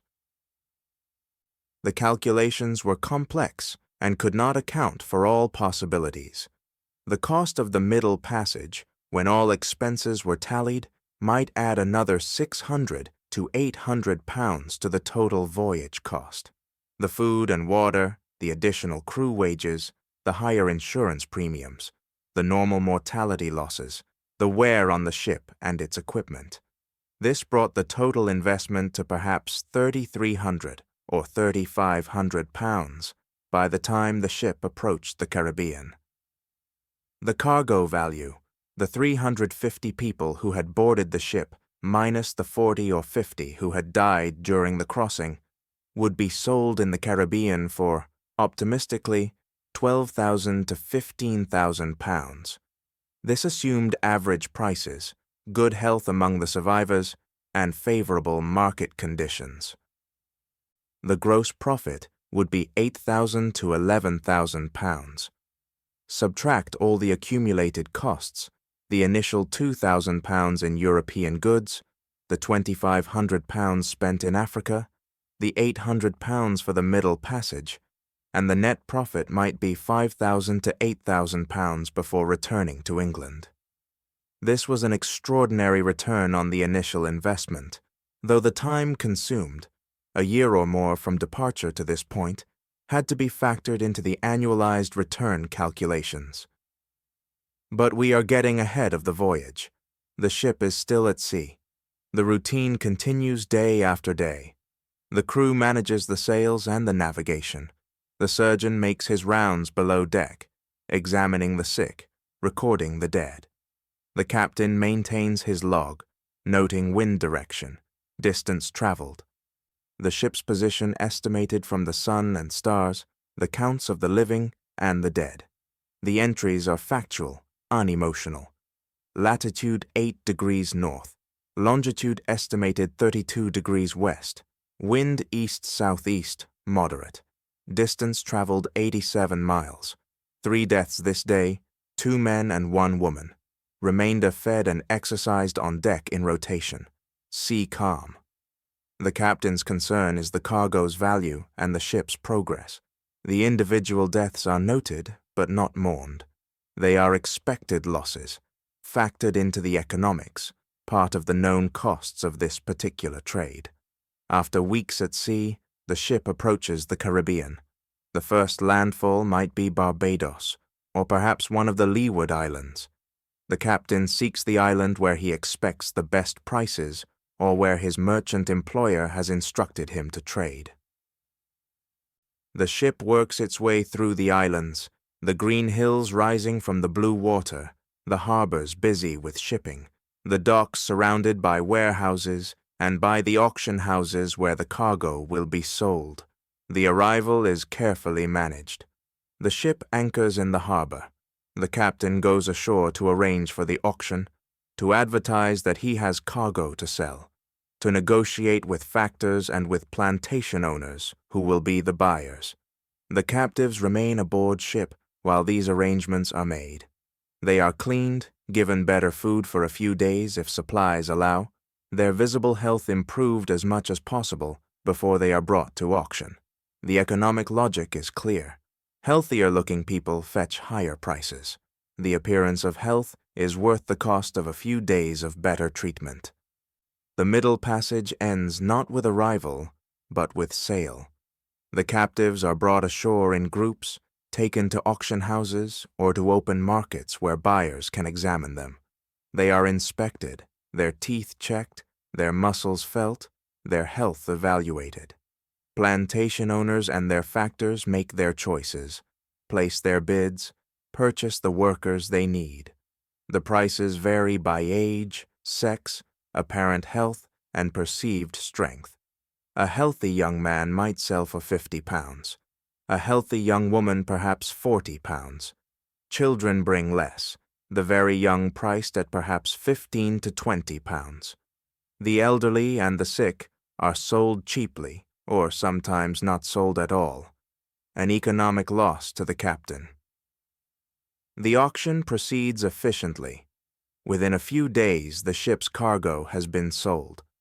The captain collects payment, sometimes in cash, but more often in bills of exchange that can be redeemed in England, or in credit against future purchases of sugar and tobacco. The ship is prepared for the next leg of the voyage. The hold cleaned and the temporary structures dismantled, the space made ready to receive barrels and bales instead of people. The captain purchases his return cargo, and the ship, now 3/4 of the way through its triangular circuit, prepares to sail for home, carrying the products of plantation labor back to European markets, completing the pattern that has made the voyage profitable. The Middle Passage was the most morally troubling leg of the triangle, but it was also the most economically critical. The profit margins on human cargo exceeded those on any other commodity. Without this leg, the triangular trade would not have been nearly as profitable. The merchants knew this. The captains knew this. The system depended on treating human beings as cargo, on calculating their value and their mortality, on optimizing the voyage for profit with the same techniques used for optimizing sugar shipments. The ledgers recorded it all in the same careful hand. The ships completed their circuits. The trade continued. And in the holds of vessels crossing the Atlantic, in spaces barely tall enough to sit, in heat and filth and despair, the human foundation of Atlantic commerce endured its Middle Passage, some surviving to face plantation labor, others dying at sea and buried in the ocean, all of them reduced to economic calculations, to profit projections, to entries in the account books of merchants who measured the success of each voyage in pounds, sterling earned per pound, sterling invested, the patient arithmetic of commerce applied to a system that was also an atrocity, the triangle moving through its pattern, the ships crossing and recrossing the Atlantic, the trade flowing year after year after year. The ship has emptied its human cargo. The auction is complete. The captain holds bills of exchange worth perhaps £12,000, payment for the 300 people who survived the Middle Passage and were sold at the docks of Kingston or Bridgetown or Havana. Now he must invest this money in the cargo that will fill his ship for the voyage home.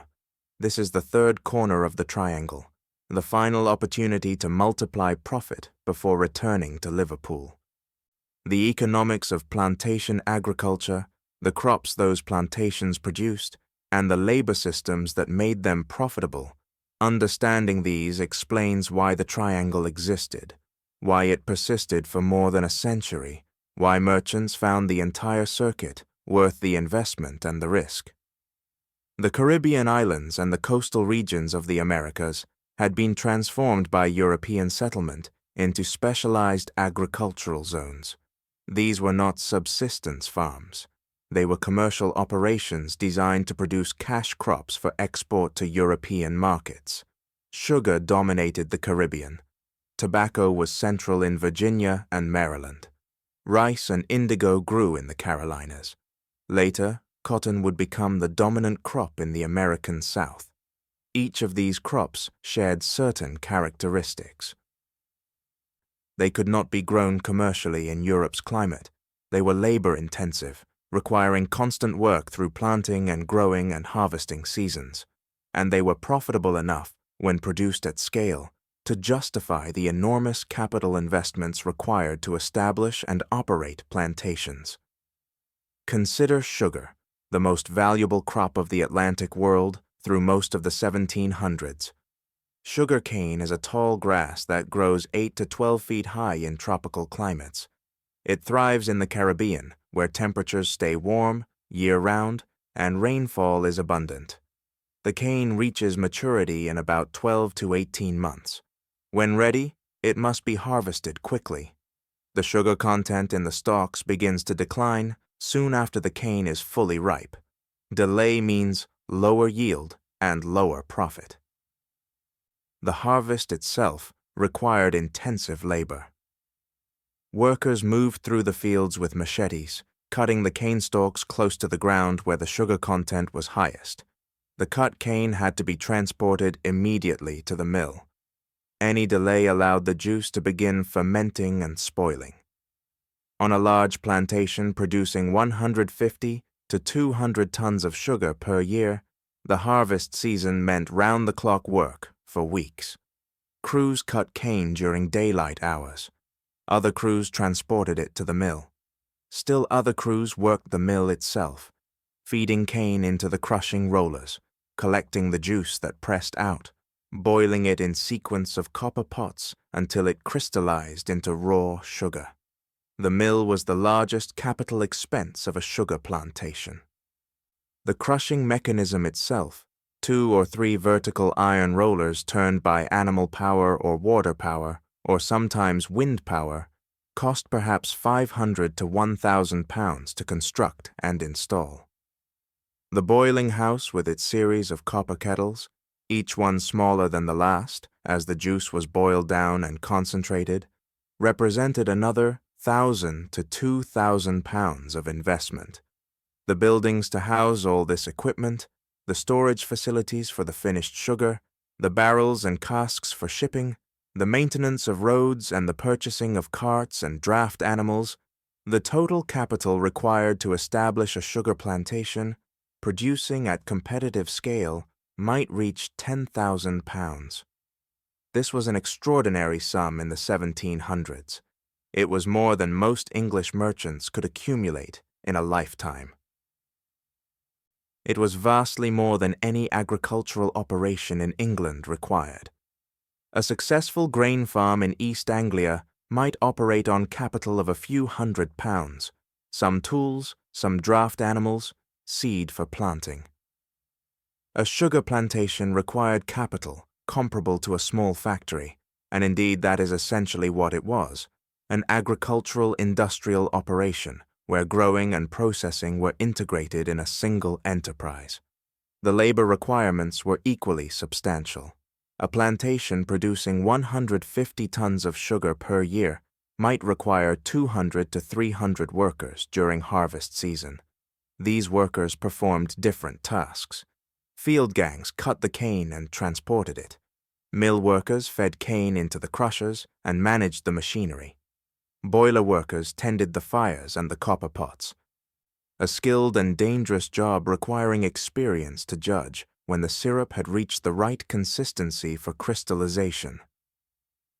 Coopers made and repaired the barrels for shipping. Carpenters and blacksmiths maintained the equipment. Domestic workers served the planter's household. Specialized workers might include a sugar master who oversaw the entire production process, a position of considerable responsibility. Where did this labor force come from? In the early days of Caribbean settlement, some plantations used European indentured servants, people who contracted to work for a period of years in exchange for passage to the Americas. But this system proved inadequate for the scale and permanence that sugar production required. Indentured servants completed their terms and left. They could not be worked as hard as planters wanted to work them. They had legal protections, limited as those were, and the supply was insufficient for the expanding plantation economy. The system that emerged relied on enslaved labor, people purchased from the ships arriving from Africa, people who had no legal rights, no ability to leave, no recourse against mistreatment, who could be worked as hard as the plantation's economics demanded. The mathematics were brutal, but clear. A plantation owner purchasing an enslaved worker for £40 was making a capital investment in labor. That worker would produce value for the plantation for as long as he or she survived. If the worker lived and worked for 10 years, producing sugar worth more than the costs of maintenance and supervision, the investment was profitable. If the worker died within a few years, the investment was lost and had to be replaced. The mortality rates on Caribbean sugar plantations were horrific. The work was exhausting. The hours during harvest season were extreme. The conditions were dangerous. Mill machinery could catch limbs and crush bones. Boiling syrup caused terrible burns. Machete work led to frequent cuts and infections. The tropical disease environment was deadly. Yellow fever and malaria were endemic. Dysentery and other intestinal diseases spread through inadequate sanitation. The combination of harsh working conditions and disease meant that life expectancy for enslaved workers on a Caribbean sugar plantation was perhaps 7 to 10 years from arrival. This created a demographic catastrophe. Deaths exceeded births. The plantation population could not sustain itself naturally. The only way to maintain the workforce was through constant importation of new workers from Africa. This meant continuous demand for the ships carrying human cargo across the Atlantic. The triangular trade persisted because the plantation system required a constant flow of replacement labor. The economics of sugar production demanded it. From the planter's accounting perspective, this system had a terrible logic. The cost of maintaining enslaved workers was minimal. Food was cheap when grown on the plantation itself. Yams, plantains, corn, saltfish. Clothing was minimal in tropical climate. Housing was rudimentary.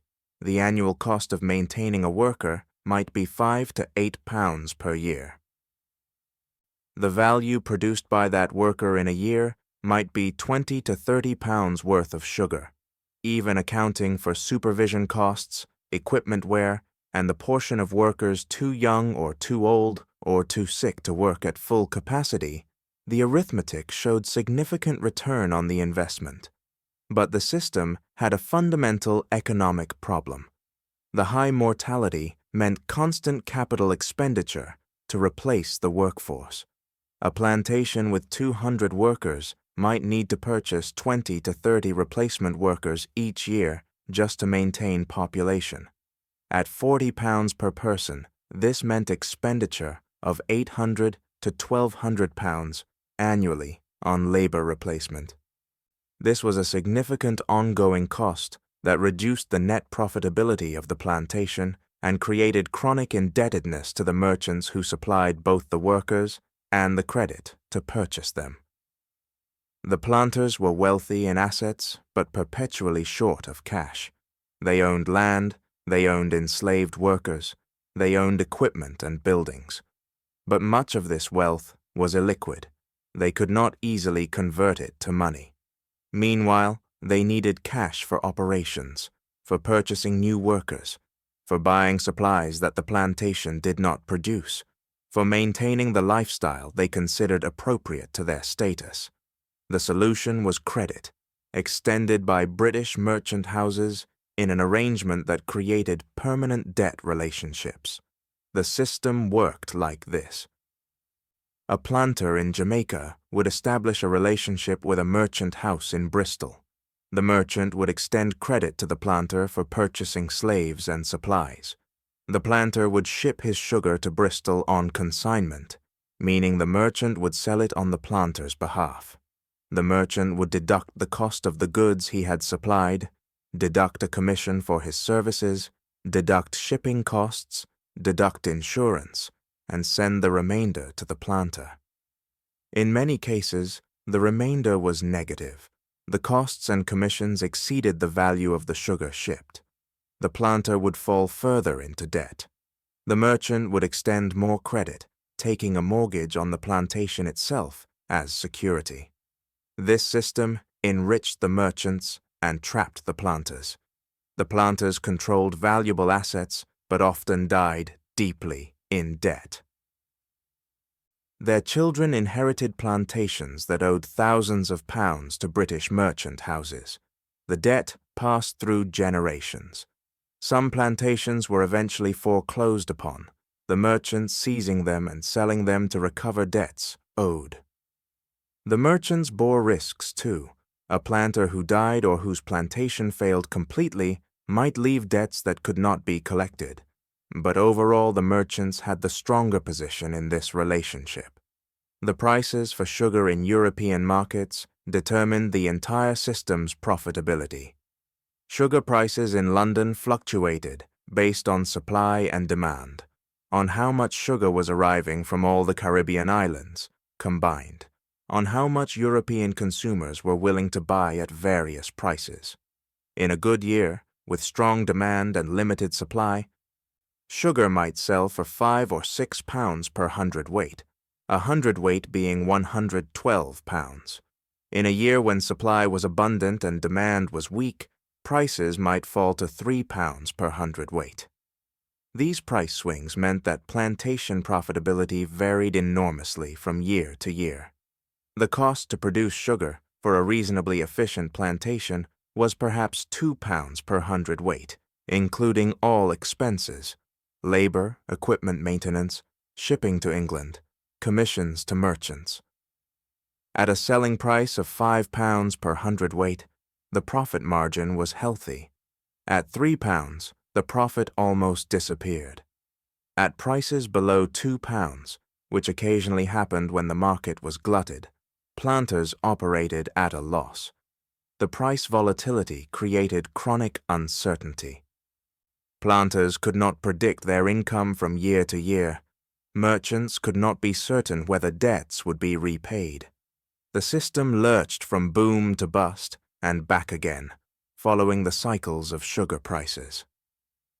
Tobacco in Virginia and Maryland followed similar patterns, though with different specifics. Tobacco plants required careful cultivation, starting from seeds in carefully managed beds, transplanting seedlings to fields, topping the plants to encourage leaf growth, harvesting leaves individually as they ripened, curing the leaves in special barns where temperature and humidity had to be controlled.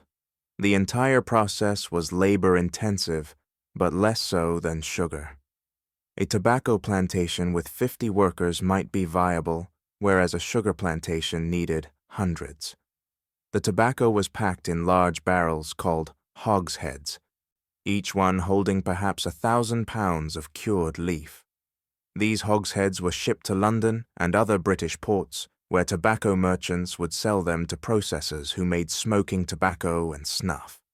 The prices fluctuated, but generally trended downward through the 1700s as production expanded and supply increased. In the early 1600s, tobacco had fetched high prices. By the mid-1700s, prices had fallen to 2 to 4 pence per pound, a level where only large-scale production was profitable. Virginia and Maryland planters faced the same debt problems as Caribbean sugar planters, though perhaps less severely. They too relied on credit from British merchants. They too shipped their crops on consignment. They too often found themselves perpetually in debt despite owning valuable land and enslaved workers. Thomas Jefferson, to take one famous example, died deeply in debt to British and American merchants, his Monticello plantation mortgaged, despite his having served as president. Rice cultivation in South Carolina and Georgia required different techniques but similar labor intensity. Rice fields were flooded during the growing season, requiring elaborate systems of dikes and ditches and water control. The work of building and maintaining these systems, of planting rice in flooded fields, of harvesting and processing the grain, required substantial workforce. South Carolina's plantation economy was in many ways even more dependent on enslaved labor than Virginia's, because the disease environment was particularly deadly for Europeans, while enslaved workers from certain West African regions had some resistance to malaria. The return cargo that captains loaded in Caribbean and American ports reflected these plantation economies. Sugar dominated. A ship might load 150 tons of sugar, packed in barrels and hogsheads, filling most of its cargo space. Molasses, the thick dark syrup that remained after sugar crystallized, went as supplementary cargo, valuable in England for making rum and for other uses. Rum itself was sometimes shipped, distilled on Caribbean islands from molasses, creating another layer of value-added processing. Tobacco hogsheads filled ships departing from the Chesapeake Bay, rice barrels loaded in Charleston, coffee from Jamaica and other islands found space in holds, indigo in cakes, that blue dye so valuable for textile production, was compact and valuable enough to be worth shipping, despite relatively small quantities. The total value of a ship's return cargo might be 12,000 to 15,000 pounds if fully loaded with sugar and other high-value crops. The cost of purchasing this cargo, the 12,000 pounds the captain had received from selling his human cargo, represented nearly all his available funds. He might have a small reserve remaining for incidental expenses, for harbor fees, and for any supplies needed for the voyage home, but essentially all his funds were invested in the colonial produce he loaded. The loading took time, perhaps a week or two, depending on the availability of goods and the efficiency of the port. The sugar barrels had to be inspected, their weight verified, their quality assessed. The contract for shipping was negotiated with the plantation owners or their factors. The bills of lading were prepared, documenting exactly what cargo the ship carried and who owned it and what its destination would be. The ship's manifest was updated, recording every item loaded. The captain maintained careful records because his compensation and reputation depended on delivering the cargo in good condition and accounting accurately for everything entrusted to him. With the hold full and the ship riding low in the water under the weight of sugar and tobacco and rum, the captain prepared to depart. The crew was assembled, some members having deserted during the port call and needing replacement with local sailors or with men from other ships. Provisions were loaded for the return voyage, food and water for the crew, spare rigging and canvas for repairs, anything that might be needed during 6 to 8 weeks at sea. The anchor was raised. The ship worked its way out of the harbor, past the fortifications, past the other vessels at anchor, into the open Caribbean. The route home took the ship north first, following the coast up toward the Carolinas and Virginia, then turning east to catch the westerlies and the Gulf Stream. This was the same return route that ships had followed for more than a century, learned from experience, refined through countless voyages, the most efficient path from the Caribbean to England, given the prevailing winds and currents. The voyage home was typically the fastest leg of the triangle. 6 weeks was common, 8 weeks if conditions were poor. The ship was sailing with the wind and with the current for much of the journey. The cargo was stable. Sugar and tobacco did not require daily attention the way human cargo had. The crew was smaller than during the Middle Passage and was working familiar sailing tasks rather than guarding and managing captives. The risks were still substantial. Storms could damage or sink the ship. The cargo could be ruined if water leaked into the hold and soaked the sugar. French or Spanish privateers during periods of war might capture the ship and its valuable cargo. Pirates, though less common than in earlier decades, still posed some threat in certain waters. The ship itself might develop structural problems after months at sea. Timbers working loose, seams opening, the vessel requiring constant pumping to keep ahead of leaks. The captain maintained vigilance, checking the cargo periodically, managing the crew, navigating carefully, always aware that the successful completion of this final leg would determine whether the voyage was profitable or whether months of effort would be lost to some disaster in the final weeks. But most ships completed the voyage successfully. They sailed back into Liverpool or Bristol or London, the familiar harbors appearing after months away, the warehouses and docks and merchant houses lining the waterfront. The ship would dock. The cargo would be unloaded over several days, the barrels rolled down gangways into warehouses, the inventory checked against the ship's manifest, every hundredweight of sugar accounted for. The merchant who had financed the voyage would sell the cargo, either directly to buyers or through brokers who specialized in colonial produce. The sugar might go to refineries that would process it further. The tobacco would go to processors. The rum would go to distributors. All of it would flow into the British economy, into the markets and the consumption patterns that had created demand for these products in the first place. The final accounting would be done. The merchant would calculate total revenue from the cargo sold. He would subtract all the accumulated costs, the initial investment in European goods, the expenses in Africa, the costs of the Middle Passage, the purchase of plantation produce, the shipping and insurance and harbor fees and crew wages. What remained was profit, to be divided among the partners who had financed the voyage according to the shares they had invested. A successful voyage might show total revenue of £15,000 from the sugar and tobacco sold in England. Costs might total £6,000, the £2,000 in initial cargo, the £2,500 accumulated in Africa, the £800 for the middle passage, the various fees and wages and insurance throughout. This would leave £9,000 in profit to be divided among the investors.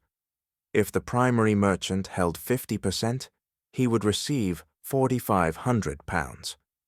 The junior partners holding 10% each would receive £900 apiece.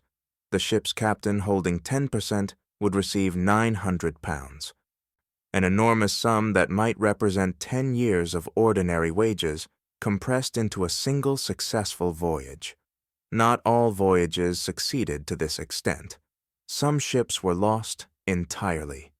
Some captains negotiated poorly at each stage and returned with minimal profit or even a loss.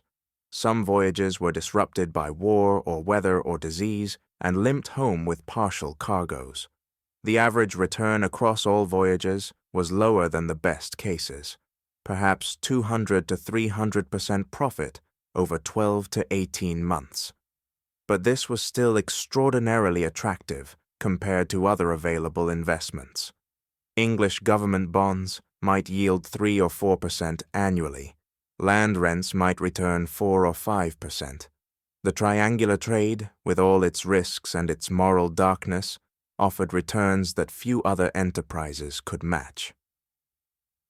This is why the trade persisted. This is why ships departed Liverpool year after year, why merchants continued to invest, why captains continued to sail. The economics were compelling. The plantation system in the Americas created demand for labor. The African coastal trade could supply that labor. European manufacturing could produce goods to trade for it. The plantation crops found ready markets in Europe. The circuit was complete, each leg generating profit, the whole system reinforcing itself, the wealth accumulating in the port cities and the merchant houses and the counting rooms where ledgers recorded every transaction, every voyage, every profitable return. The numbers growing larger, year by year, the fortunes building, the trade expanding, the triangle complete and self-sustaining.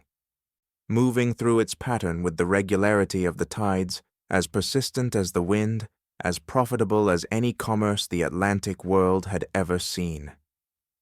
The ship approaches the English coast. The captain recognizes landmarks, headlands he has seen before, the approaches to Liverpool Harbour that have become familiar through repeated voyages. The cargo is secure in the hold. The crew has prepared the ship for docking. Soon the sugar and tobacco will be unloaded into warehouses, sold to buyers, distributed into the British economy. But before considering that final step, before closing the triangle completely, we should understand how this return voyage fit into the broader commercial world of Liverpool and Bristol, how the merchant houses actually operated day to day, what infrastructure made the triangular trade possible. The merchant houses that dominated Atlantic trade were family operations, typically built over generations, passing from father to son or sometimes to sons-in-law if daughters married wisely. A successful merchant house in 1750 might have been established by the current merchant's grandfather 50 or 70 years earlier. The family name represented accumulated reputation, established relationships, known trustworthiness in an era when commercial transactions depended heavily on personal trust. Picture a merchant house on a street near the Liverpool docks. The building combines residence and business. The ground floor contains the counting house, the office where business is conducted. This is a large room with high windows for light, with desks for the merchant and his clerks, with shelves holding ledgers and correspondence files, with a locked strongbox containing cash and valuable documents. The merchant sits at the main desk reviewing letters that have arrived by the morning post, making notes in his ledger, drafting responses to business correspondents in London and Bristol and the Caribbean. The clerks, perhaps 3 or 4 young men, sit at smaller desks arranged around the room. They are copying correspondence, maintaining account books, filing documents, preparing bills of lading and insurance policies. This is skilled work requiring literacy, numeracy, and attention to detail. The clerks earn modest wages, perhaps 40 to 60 pounds per year, but they are learning the business. A young man who served successfully as clerk for 5 or 7 years might eventually become a junior partner, might marry the merchant's daughter and join the family, might establish his own merchant house using the knowledge and relationships he had accumulated. The upper floors of the building provide living quarters for the merchant's family. This is comfortable but not ostentatious. The merchant is wealthy, but his wealth is deployed in his business, not spent on luxury. His capital is in ships and cargo and credit extended to others. He lives well. His family eats good food, wears quality clothing, maintains servants for household work, but he does not display his wealth excessively. That would be considered poor form, ungentlemanly, the behavior of new money rather than established mercantile families who have been in trade for generations. The merchant's day begins early. He rises at 6, breakfasts with his family, and is at his desk by 7. The morning post has arrived, bringing letters from correspondents across Britain and the Atlantic world. These letters are the lifeblood of his business.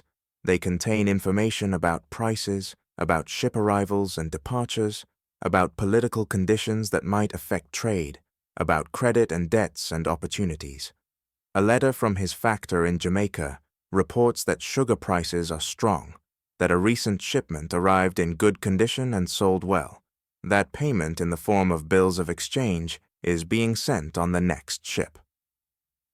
A letter from his correspondent in Bristol mentions that a joint venture they had discussed is proceeding, that the ship is being prepared, and cargo assembled. A letter from London brings less welcome news. A debtor who owed the merchant £500 has died. The estate is encumbered with debts. Recovery seems unlikely. The merchant makes notes, drafts responses, instructs his clerks to update the account books. By mid-morning, the merchant has dealt with correspondence and is meeting with visitors. A ship captain, who has just returned from the Caribbean, comes to make his report. They discuss the voyage, the prices obtained for various goods, the conditions encountered, whether the captain would be willing to command another voyage for the merchant. A local supplier comes to discuss providing canvas and rope for outfitting a ship. An insurance broker visits to discuss a new policy. A lawyer arrives with documents regarding a disputed cargo claim. The meetings continue through the day, each one requiring attention and decision. The merchant's business involves multiple voyages simultaneously. He might have shares in 5 or 6 ships at various stages of their triangular circuits. One ship is departing Liverpool with manufactured goods. Another is currently on the African coast. A third is crossing the Atlantic. A fourth is loading sugar in Jamaica. A fifth is returning to Liverpool. Each ship represents significant capital invested, significant potential profit, significant risk. The merchant tracks all of them, maintains separate accounts for each voyage, monitors progress through letters from captains and factors. The financing of these voyages requires managing complex credit relationships.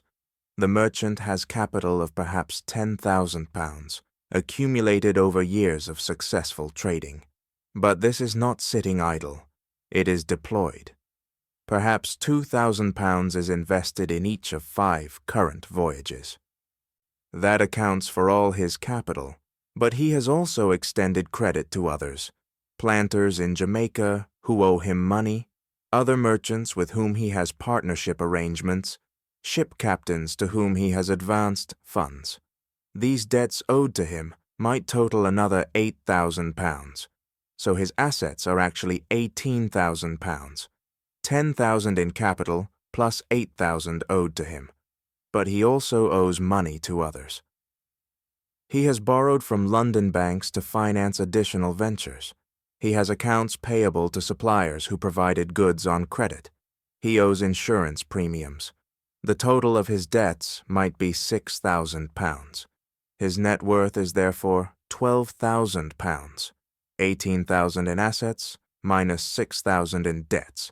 This is substantial wealth, but most of it is illiquid, tied up in ventures that will not return money for months, in debts that may take years to collect, in ships and inventories that cannot easily be converted to cash. This credit network extended across the Atlantic. The merchant in Liverpool extended credit to planters in Jamaica. Those planters owed him money to be paid from future sugar harvests. But the merchant also owed money to manufacturers in Manchester who had supplied cloth on credit, to London banks that had provided loans, to ship captains who were owed wages and shares of profits. Everyone in the system owed money to someone else. The entire structure depended on trust that debts would eventually be repaid, that ships would return successfully, that the commerce would continue flowing. When a ship returned to Liverpool with sugar and tobacco, the merchant did not immediately receive cash. The cargo had to be sold, which took time. Some goods might sell quickly to buyers who paid immediately. Other goods might be sold on credit, the buyer taking possession but promising payment in 30 or 60 or 90 days. The merchant might hold some goods in warehouse, waiting for prices to improve, not selling immediately if the market seemed weak. Converting cargo into cash was a gradual process, not an immediate transaction.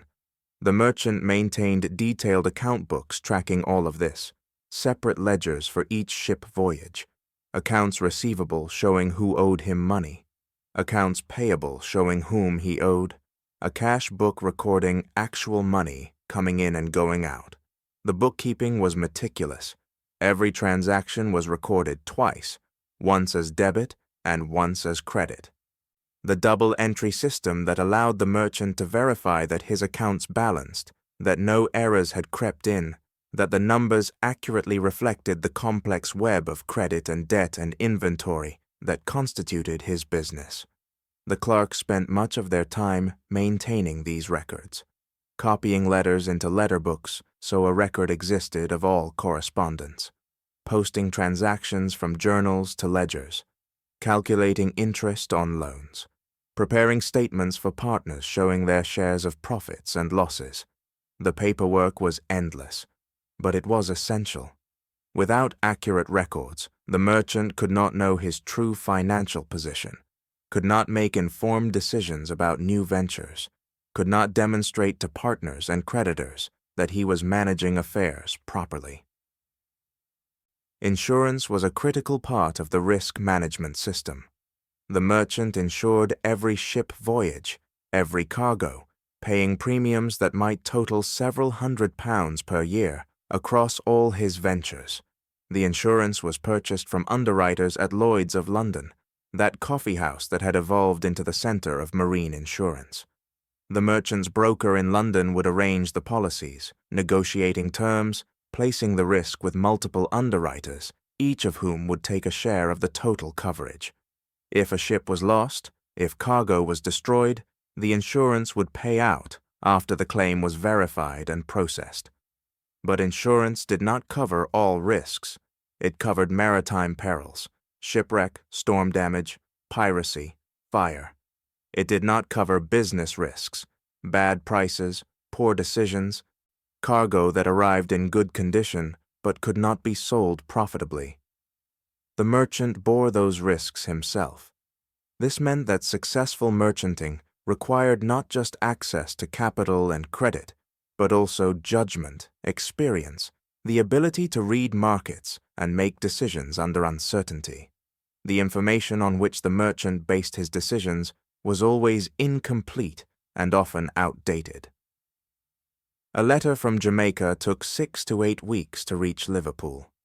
By the time the merchant read about conditions in the Caribbean, those conditions had changed. Sugar prices reported in a letter might have moved significantly by the time the letter arrived. A ship that was reported departing Africa might have encountered storms and been delayed.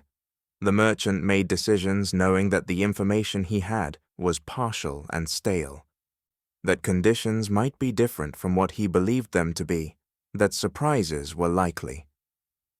This information problem created opportunities for merchants who could gather intelligence more effectively than their competitors. A merchant with many correspondents, who received letters from multiple sources, who could cross-reference information and identify patterns, had advantages over merchants with fewer information sources.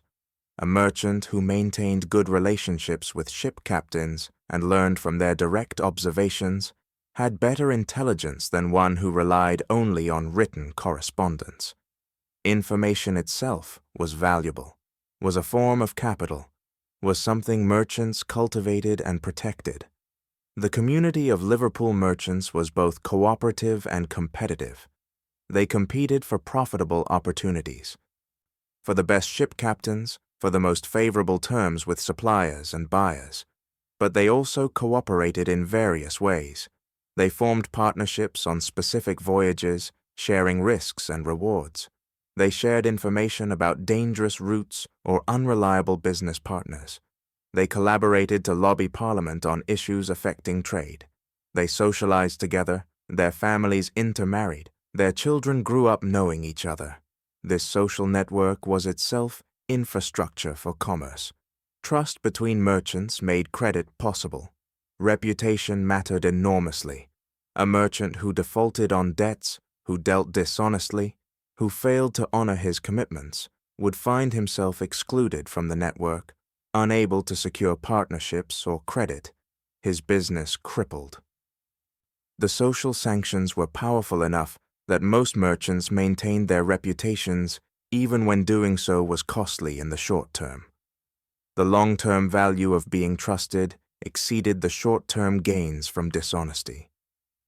The merchant houses employed few people directly: the merchant himself, his clerks, perhaps a bookkeeper, a cashier who handled money, an office boy who ran errands.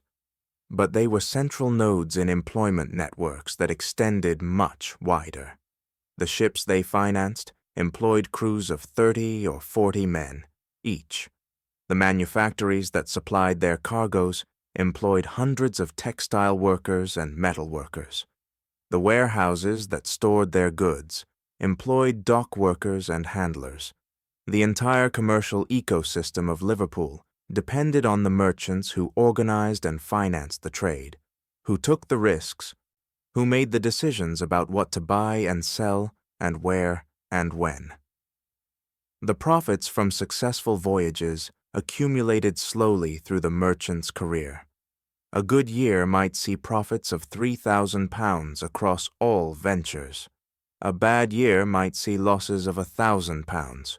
Over a career of 30 or 40 years, a successful merchant might accumulate capital of £20,000 or £30,000, sometimes more if he was particularly successful or lucky.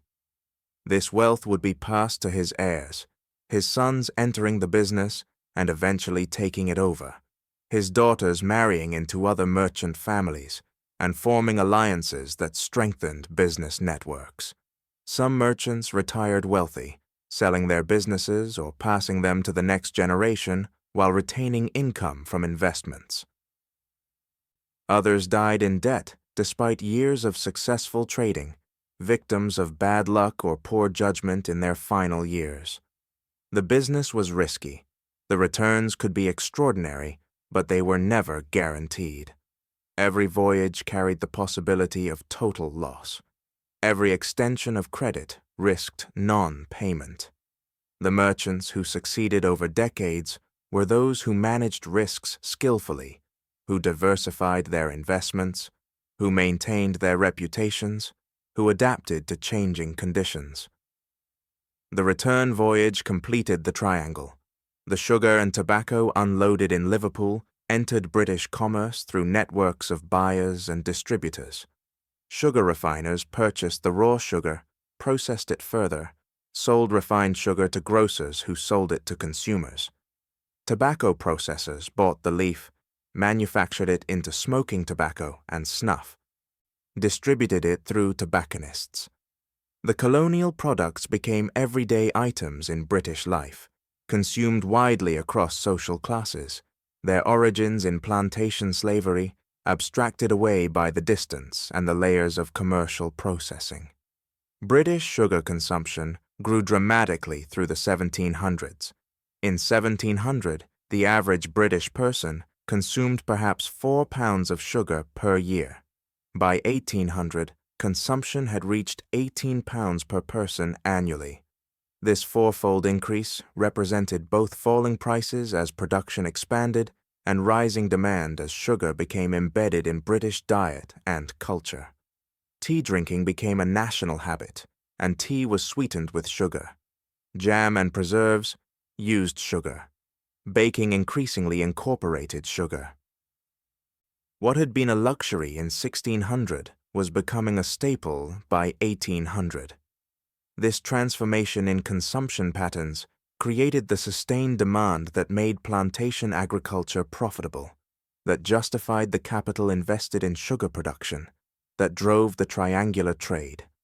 The British market could absorb vast quantities of sugar. Caribbean planters could produce it. African merchants could supply labor.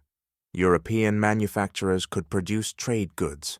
The triangle connected these pieces, moving goods and people in a circuit that generated profits at each corner, that created wealth for merchants and planters while extracting resources and people from Africa and the labor and lives of enslaved people in the Americas. The ledgers recorded it all. The merchant in his counting house maintained accounts that tracked cargo out and cargo in, money lent and money owed, profits earned and losses sustained. The numbers accumulated over voyages and years, the careful bookkeeping documenting commercial transactions, reducing complex human realities to financial data, calculating the profitability of a system that was simultaneously a marvel of economic organization and a structure built on forced labor and human suffering. The merchant probably did not think much about the moral dimension. He was doing business as it had been done for generations, following practices that were legal and accepted, making money through trade just as his father and grandfather had done. The system existed. He participated in it. The profits were real. The risks were manageable. The social position he enjoyed, the wealth he accumulated, the security he provided for his family, all of this came from his skill at managing the triangular trade, at making the calculations, at taking the risks, at completing the voyages successfully, year after year. And so the pattern continued. Ships departed Liverpool with manufactured goods. They sailed to Africa and traded for captives and gold and ivory. They crossed the Atlantic carrying human cargo. They loaded sugar and tobacco in the Caribbean. They returned to Liverpool where the cycle would begin again. The triangle was complete. The profits were tallied. The next voyage was planned. The merchant opened his ledger to a fresh page and began recording the transactions that would fund the next circuit, the patient accounting of commerce that would continue for another voyage, another year, another generation. The numbers flowing through the ledgers, the ships crossing and recrossing the Atlantic, the system perpetuating itself through the logic of profit and loss, the triangle revolving through its pattern with the regularity that only successful business practice can achieve, as predictable as the tides, as persistent as the trade winds that carried the ships around their circuit, the whole vast system of Atlantic commerce functioning smoothly, generating wealth, transforming economies, connecting 3 continents in patterns of exchange that would persist for more than a century before the moral weight finally overcame the economic logic, before the system began to change, before the triangle began to dissolve. But that time had not yet come. The merchant was still at his desk, his clerks were still posting accounts. The ships were still sailing, the trade was still flowing, and the numbers in the ledger still added up to profit. The merchant houses of Liverpool in 1750 were operating within a system that seemed as solid and permanent as the stone warehouses lining the docks. The triangular trade had been functioning for generations. The routes were established, the markets were known. The profits were reliable for those who managed the risks competently. Looking at the ledgers, examining the steady accumulation of wealth, watching ship after ship complete its circuit successfully, one might have thought the pattern would continue indefinitely. The merchants themselves certainly thought this. They built their businesses assuming the trade would persist through their children's lifetimes and beyond. But forces were already moving, slowly and subtly at first, that would eventually transform the Atlantic economy and end the triangular trade. Some of these forces were economic, shifts in production and competition that would make the old patterns less profitable. Others were political, changes in the relationship between European powers and their colonies. And increasingly, through the late 1700s and into the 1800s, moral opposition to slavery itself would grow from a marginal position held by religious minorities into a powerful political movement capable of changing law and policy. Understanding how the triangle eventually dissolved requires examining these various pressures and how they accumulated over decades. The peak of the triangular trade occurred roughly in the 1770s and 1780s. These were the decades when the volume of people transported across the Atlantic reached its highest levels, when the plantation economies of the Caribbean and the American South were at their most extensive, when British dominance of Atlantic commerce was most complete. In a typical year in the 1780s, British ships might transport 70 to 80,000 people from Africa to the Americas. French ships carried another 30 to 40,000. Portuguese ships another 20,000. The total across all European nations might approach 130,000 people in a single year, the Atlantic crossing occurring on a scale that dwarfed earlier periods. The ships themselves had evolved somewhat over the century. They were larger on average than the vessels of the 1600s, often 250 to 300 tons rather than 150 to 200. They were better designed for their specific purpose, with more efficient cargo handling, with better provisions for the long voyages, with modifications that experience had shown improved profitability. The loss rates had declined. Both ship losses to maritime disasters and mortality during the Middle Passage had decreased as captains and merchants learned better practices. The system had been refined, optimized, made more efficient through generations of experience. The financial infrastructure supporting the trade had also matured. Lloyd's of London was no longer a coffee house where insurance was arranged informally, but an established institution with systematic underwriting practices. The banking houses that financed voyages had grown larger and more sophisticated, offering letters of credit that could be used across the Atlantic, maintaining correspondent relationships with banks in the Caribbean and in American ports. The legal framework governing commercial disputes had developed through decades of court cases, creating precedents and procedures that made trade more predictable. Everything about the system had become more professional, more organized, more institutionalized. The profits from the trade had built substantial fortunes. Liverpool had grown from a modest port town to one of Britain's major cities, the growth driven almost entirely by Atlantic commerce. By 1790, Liverpool controlled more than 80% of the British slave trade and perhaps 40% of the European total.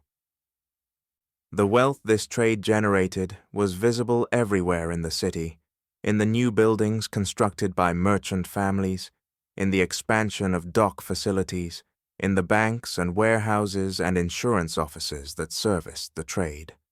Bristol had similarly prospered, as had smaller ports like Lancaster and Whitehaven. In France, Nantes and Bordeaux had grown wealthy on the same commerce. But the competition was intensifying. The British dominance faced challenges from multiple directions. The French had never abandoned their colonial ambitions despite British victories in various wars. Saint-Domingue, the French colony on the western portion of the island of Hispaniola, had become the single most productive sugar colony in the Caribbean by the 1780s, producing more sugar than all the British islands combined. French planters, working with enslaved labor forces that may have numbered close to 500,000 people on the island, had created an agricultural economy that generated enormous wealth. French merchant houses in Nantes competed with British houses in Liverpool for trade and for profits. The Portuguese controlled Angola and had preferential access to that region's trade networks, giving them advantages in supplying the Brazilian sugar economy, which was also expanding through the 1700s. The Dutch, though less dominant than they had been in earlier centuries, still maintained positions in the trade through their colonies in the Caribbean and their commercial networks. The Spanish, who controlled Cuba and other islands, were increasingly participating in the direct trade rather than relying on suppliers from other nations. The Atlantic commercial space was becoming more crowded, more competitive. The most significant disruption came from an unexpected direction, a revolution in France's richest colony. In 1791, the enslaved population of Saint-Domingue rose in rebellion. What began as one among many slave rebellions that occurred periodically in plantation societies became something unprecedented. The rebellion could not be suppressed. It spread and intensified. The enslaved people of Saint-Domingue, led by figures like Toussaint Louverture, fought against French colonial forces, against British forces who tried to intervene, against various factions competing for control. The conflict continued for more than a decade with staggering violence and destruction. By 1800, Saint-Domingue's sugar economy had collapsed completely. The plantations were destroyed. The production that had made it the wealthiest colony in the Caribbean ceased. In 1804, the former slaves declared independence, establishing Haiti as the first free black republic in the Americas and the only nation to emerge from a successful slave rebellion. The economic impact rippled across the Atlantic. The sugar production that Saint-Domingue had contributed to world markets simply disappeared. Prices for sugar rose briefly, but then production expanded elsewhere to fill the gap, particularly in Cuba and Brazil, where slavery continued. For the British and French merchants who had been involved in the Saint-Domingue trade, the losses were substantial. French merchant houses that had extended credit to Saint-Domingue planters found those debts uncollectible. British merchants who had hoped to benefit from the disruption of French competition found that the instability created risks for the entire Caribbean plantation system. If enslaved people could successfully rebel in Saint-Domingue, might they not rebel elsewhere? The planters in Jamaica and Barbados watched events in Haiti with alarm, increasing their security measures, becoming more fearful about the stability of their own labor systems. The American Revolution, occurring between 1775 and 1783, had already disrupted the triangular trade temporarily. The southern colonies had been major markets for enslaved workers. Virginia and the Carolinas together had absorbed thousands of people annually, feeding the labor demands of tobacco and rice and indigo plantations. When the colonies rebelled against British rule, the trade was interrupted. British ships could not safely enter American ports during the war.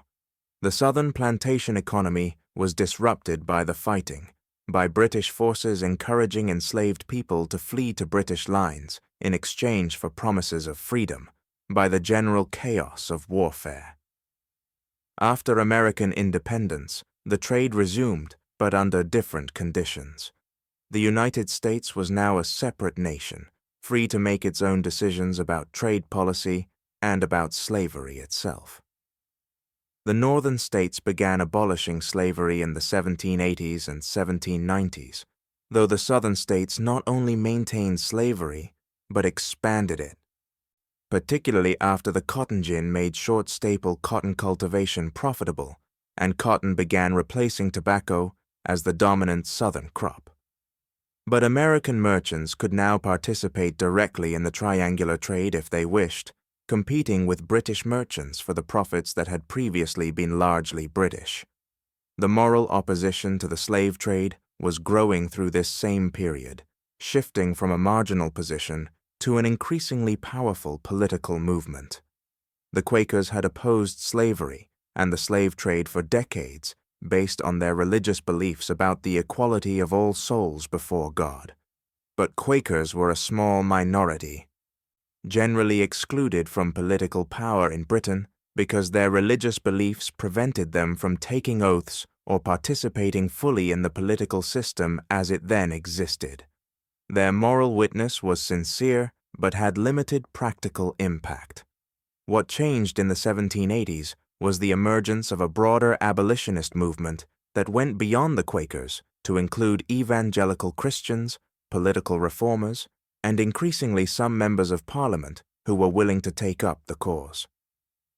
The Society for Effecting the Abolition of the Slave Trade was founded in 1787, bringing together Quakers and evangelical Anglicans in organized opposition. They began gathering evidence about the conditions of the slave trade, collecting testimony from sailors and ship surgeons and anyone else who had direct knowledge, publishing pamphlets and books detailing the horrors of the Middle Passage. The abolitionists understood that they needed to make economic as well as moral arguments if they hoped to overcome the powerful commercial interests that benefited from the trade. Some argued that free labor would be more productive than enslaved labor, that paying wages would create incentives for workers to be more efficient and careful in their work. Others pointed to the emerging industrial economy and suggested that wage laborers who could purchase goods were more valuable than enslaved people who consumed almost nothing, that an economy based on mass consumption required workers who had money to spend. These economic arguments had varying degrees of validity. Some were more wishful thinking than rigorous analysis, but they provided ways for people who were uncomfortable with slavery to justify opposition on grounds beyond pure morality. The political campaign focused initially on ending the slave trade rather than on ending slavery itself. This was strategic. Ending the trade seemed more achievable than ending slavery, because it did not directly attack the property rights of existing slaveholders, did not threaten the plantation economies of the Caribbean and the American South with immediate disruption. The argument was that ending the supply of new enslaved workers would gradually make slavery itself wither away, that planters would be forced to treat their existing workers better if they could not replace them, that natural population increase would eventually replace forced importation. Whether this was economically plausible is debatable. The Caribbean plantations had such high mortality that they had never sustained their populations naturally and likely never would have. But the political calculation was that ending the trade was a necessary first step.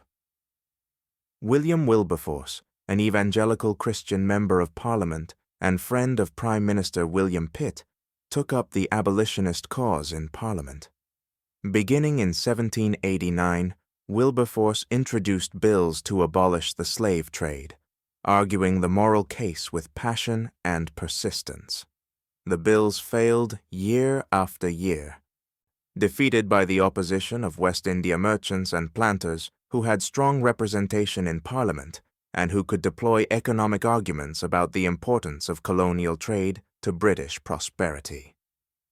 The debate continued through the 1790s, with Wilberforce and his allies gradually building support, while the defenders of the trade fought to preserve it. The economic interests aligned against abolition were formidable. The merchants of Liverpool and Bristol obviously opposed ending a trade that had made them wealthy. The planters in the Caribbean opposed it because they depended on continued supplies of labor. The shipbuilders and the manufacturers who produced trade goods opposed it because it would cost them customers. The sailors whose wages came from working on slave ships opposed it. The whole network of interconnected businesses that had grown up around the triangular trade had reasons to resist abolition. And they had political power. Members of Parliament represented constituencies where these economic interests were concentrated. Votes could be influenced by economic pressure. The government itself collected substantial customs revenue from the colonial trade. But the abolitionist movement had momentum. Public opinion was shifting, driven by evangelical Christianity's growing influence, by the moral arguments that slavery was incompatible with Christian teaching and with Enlightenment ideas about human rights and liberty. The French Revolution had introduced ideas about equality and natural rights that, while not initially applied to the question of slavery, created intellectual frameworks that abolitionists could deploy. The violence in Saint-Domingue actually strengthened the abolitionist case in some ways. It demonstrated that slavery was an inherently unstable system, that it bred resentment and rebellion, that it posed dangers to the colonial societies built on it. The breakthrough came finally in 1807. Parliament passed the Abolition of the Slave Trade Act, which prohibited British ships from participating in the slave trade and prohibited the importation of enslaved people into British colonies. The trade that had been the foundation of British Atlantic commerce for more than a century, that had transported perhaps 3 million people across the ocean in British ships, that had generated uncounted millions in profits, was now illegal. Ships departing British ports could no longer load human cargo on the African coast. The triangle was broken, at least for British ships. The economic impact on Liverpool was substantial, but not catastrophic. The merchants adapted. The same ships that had carried the triangular trade began carrying different cargoes: cotton from America directly to Britain, manufactured goods directly to the Caribbean and South America, emigrants to North America and Australia. The capital that had been invested in the slave trade was redeployed into other ventures. The commercial expertise that Liverpool merchants had developed was applied to new opportunities. The port continued to grow through the 1800s, eventually becoming one of the world's major commercial centers. Its prosperity built partly on the wealth accumulated during the slave trade era, but also on its adaptation to changing conditions. The abolition of the British slave trade did not end the Atlantic slave trade overall. French ships continued to operate, as did Portuguese and Spanish ships. Americans participated too, despite the United States banning the international slave trade in 1808, the same year the British ban took effect. The illegal trade continued for decades, with ships sailing under false flags, with captains willing to risk prosecution for the high profits that still existed. Cuban and Brazilian sugar production expanded through the early 1800s, demanding labor. The plantation economies continued, the demand persisted, and ships continued crossing the Atlantic, carrying captives to the Americas. The illegal trade was different from the legal trade had been. The profits were higher because the risks were greater. Capture could mean confiscation of ship and cargo, imprisonment, financial ruin. The mortality rates increased because ships engaged in illegal trade often took fewer precautions with their human cargo, sometimes throwing people overboard if pursued by British naval vessels that were attempting to suppress the trade, carrying people in even worse conditions than the legal trade had imposed because speed and evasion took priority over preserving the cargo. The total numbers transported in the illegal trade are harder to determine than for the legal trade, but estimates suggest that perhaps 2 million people were carried across the Atlantic in illegal voyages between 1807 and the final end of the trade in the 1860s. The British Navy attempted to suppress this illegal trade through patrols off the African coast and through treaties with other nations that gave British ships the right to search vessels suspected of carrying enslaved people. This was only partially effective. The ocean was too large, the coastline too long, the profits for successful voyages too tempting. But gradually, the combination of naval pressure, diplomatic agreements, and changing economic conditions reduced the trade. Brazil finally abolished its slave trade in 1850. Cuba abolished its trade in 1866. The last ship known to have transported enslaved people across the Atlantic arrived in Cuba in 1867, exactly 3 centuries after the triangular trade had begun to take its mature form. For the merchant houses that had built their fortunes on the triangular trade, the transition away from it meant adapting to new opportunities or declining if they could not adapt. Some families successfully shifted their capital and expertise into other trades. They invested in the textile industry, in railways, in banking, in shipping that carried emigrants and goods rather than enslaved people. They used their accumulated wealth to diversify, becoming industrial investors or financial institutions rather than pure merchants. Their descendants became prominent in Victorian Britain, serving in Parliament, receiving titles, building estates in the countryside, their origins in the slave trade gradually fading from public memory, though never completely forgotten. Other merchant families declined, unable or unwilling to adapt to the changed circumstances. They had built their entire operations around the triangular trade. Their expertise was specific to that commerce. Their relationships were with African merchants and Caribbean planters and the specific networks that the slave trade required.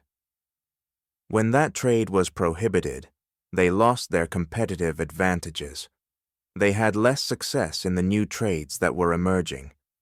Their fortunes gradually diminished through the 1800s, their names forgotten, their businesses absorbed by competitors, or simply dissolved. The peak had passed, the decade of the 1780s, when the trade reached its maximum volume, when the profits seemed endless, when the system appeared unshakable. That was as high as the triangle would ever reach. From 1807 forward, the legal trade was contracting. The illegal trade continued, but was never as large or as profitable. The plantation economies continued, but increasingly had to rely on natural population increase or on alternative labor systems like indentured workers brought from India to the Caribbean.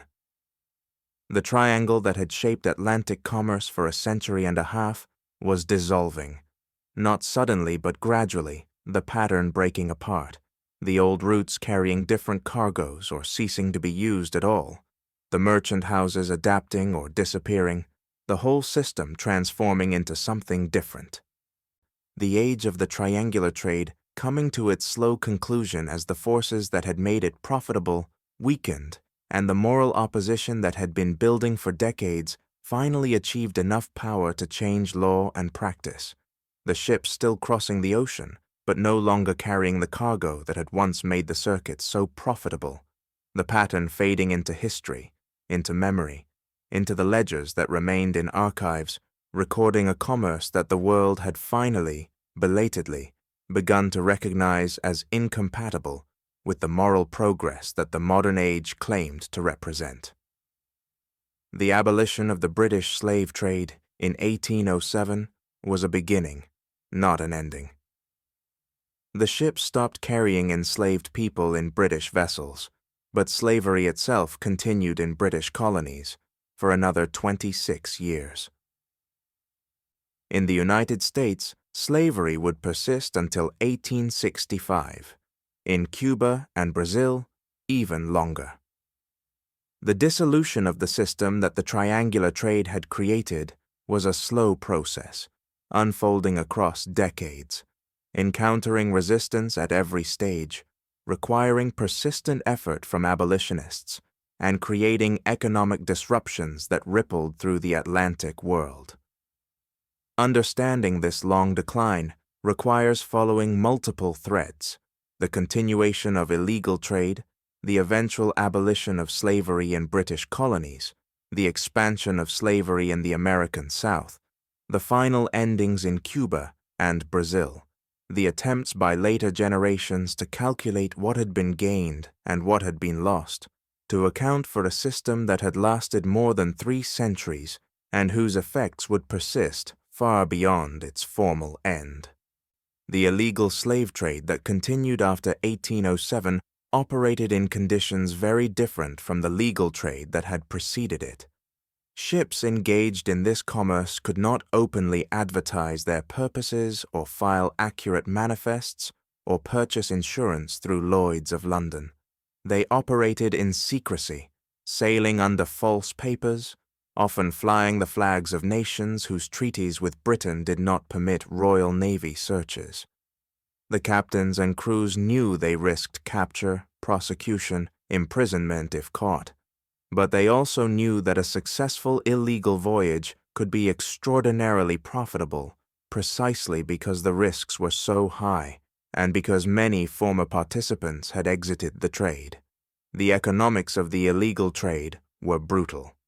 A ship that might have carried 300 people in the legal trade era, cramped as those conditions were, might attempt to carry 500 or 600 in the illegal trade, packing people even more tightly in the hope that speed would compensate for the increased mortality.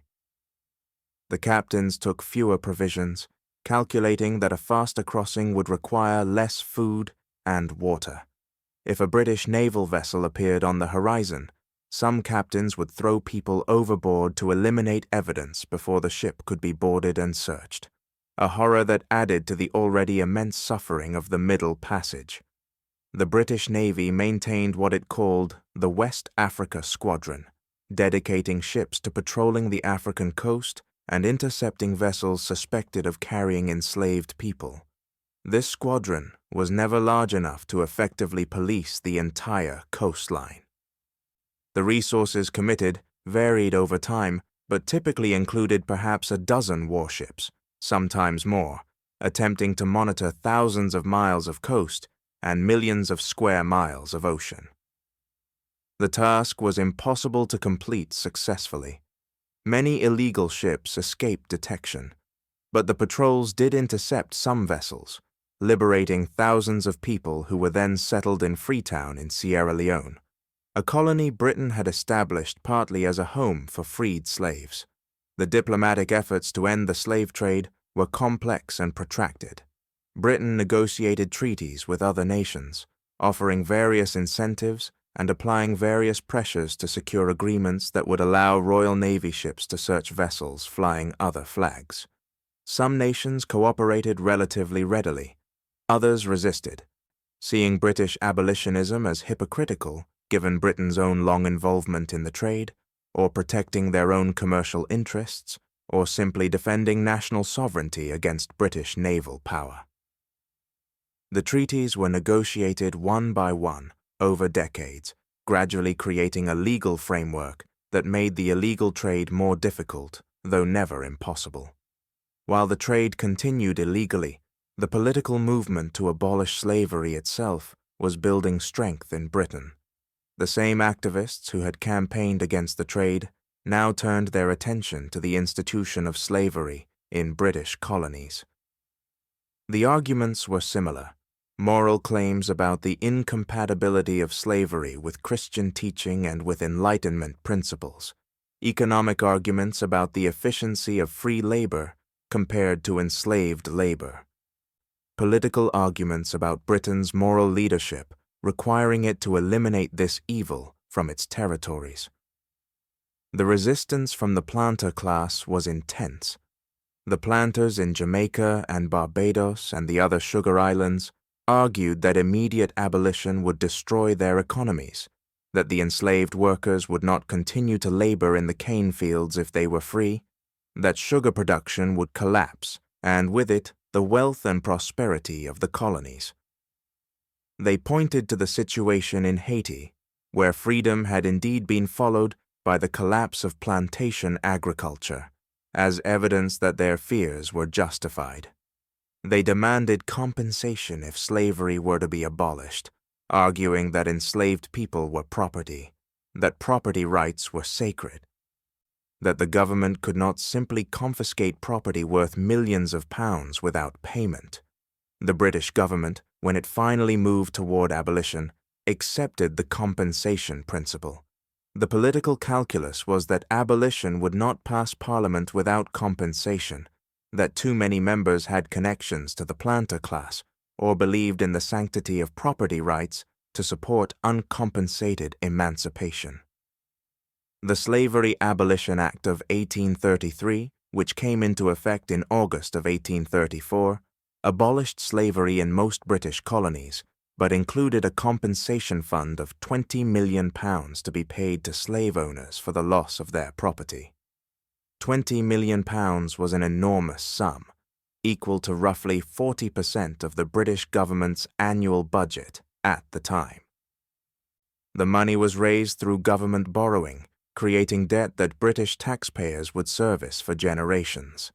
The final payment on this debt was made in 2015, nearly 2 centuries after the slaves were freed, meaning that British citizens were paying for the abolition of slavery through their taxes into the 21st century. The enslaved people themselves received no compensation for their years of unpaid labor, for their suffering, for their losses. The compensation went entirely to those who had enslaved them. The act did not grant immediate freedom either.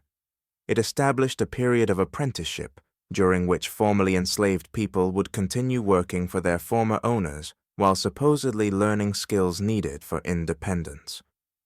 This apprenticeship period was originally set at 6 years, but was ended early after 4 years due to widespread abuse and resistance. Full freedom came finally in 1838 for most enslaved people in British colonies, 31 years after the trade had been abolished, more than 50 years after the abolitionist movement had begun its organized campaign. The economic impact on the British Caribbean was significant.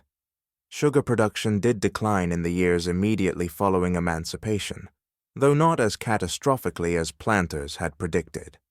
Some formerly enslaved people left plantation labor entirely, seeking other work or establishing small farms on marginal land where they could grow food for their own consumption.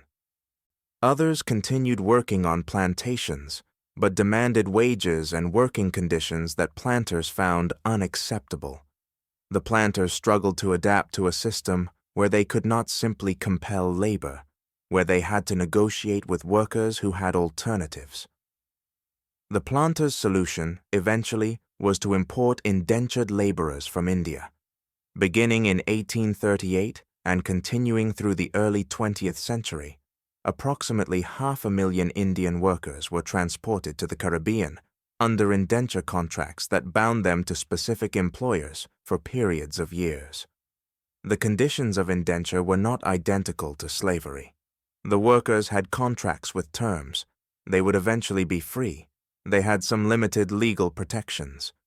But the system was exploitative in many ways. The workers were often deceived about conditions, the enforcement of contracts was heavily weighted toward the employers, and the practical experience of many indentured workers was not dramatically different from enslavement. The Caribbean plantation economy continued, using new forms of coerced labor when the old form was no longer legally available. Across the Atlantic, slavery was expanding rather than contracting through this same period. The American South in the early 1800s was experiencing an economic transformation driven by cotton. The invention of the cotton gin in 1793 had made short staple cotton profitable to grow, and the crop spread rapidly across the interior South, Georgia, Alabama, Mississippi, Louisiana, regions that had not been major plantation zones in the earlier tobacco era. Cotton required less processing infrastructure than sugar, could be grown on smaller farms as well as large plantations, found enormous demand in the British textile industry that was industrializing rapidly. The cotton economy created intense demand for labor. The number of enslaved people in the United States grew from approximately 700,000 in 1800 to nearly 4 million in 1860, an increase driven both by natural population growth and by internal slave trade from the older tobacco regions to the expanding cotton frontier. The domestic slave trade within the United States became a major business, with professional slave traders purchasing people in Virginia and Maryland and transporting them by ship or overland to markets in New Orleans and other southern cities where cotton planters would purchase them. This internal trade separated families, destroyed communities, perpetuated the horrors of slavery even after the Atlantic trade had ended. The American South's commitment to slavery grew stronger rather than weaker through the early 1800s. The Southern states saw slavery as essential to their economy, their society, their entire way of life. They developed elaborate ideological defenses of slavery, arguments that it was a positive good rather than a necessary evil, that enslaved people were better off under the supposedly benevolent care of masters than they would be free, that the racial hierarchy slavery created was natural and proper.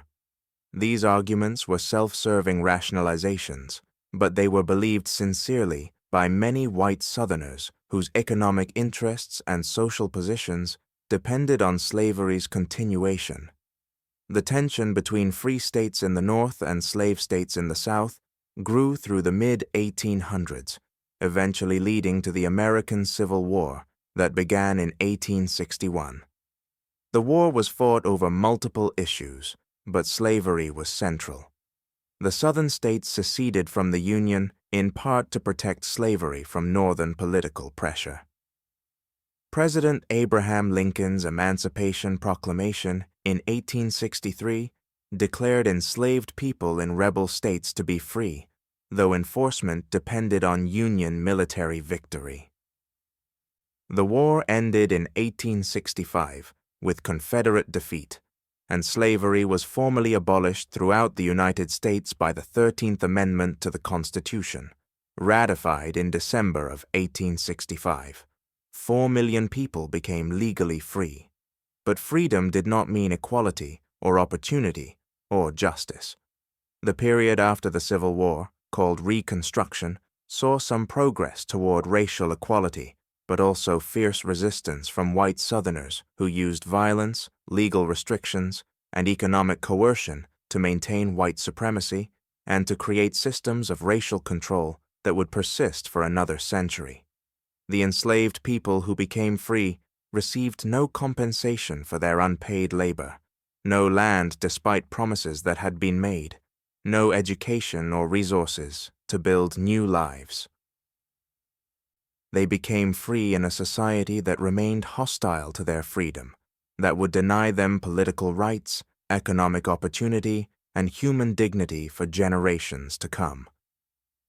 In the Caribbean and South America, slavery persisted even longer in some places.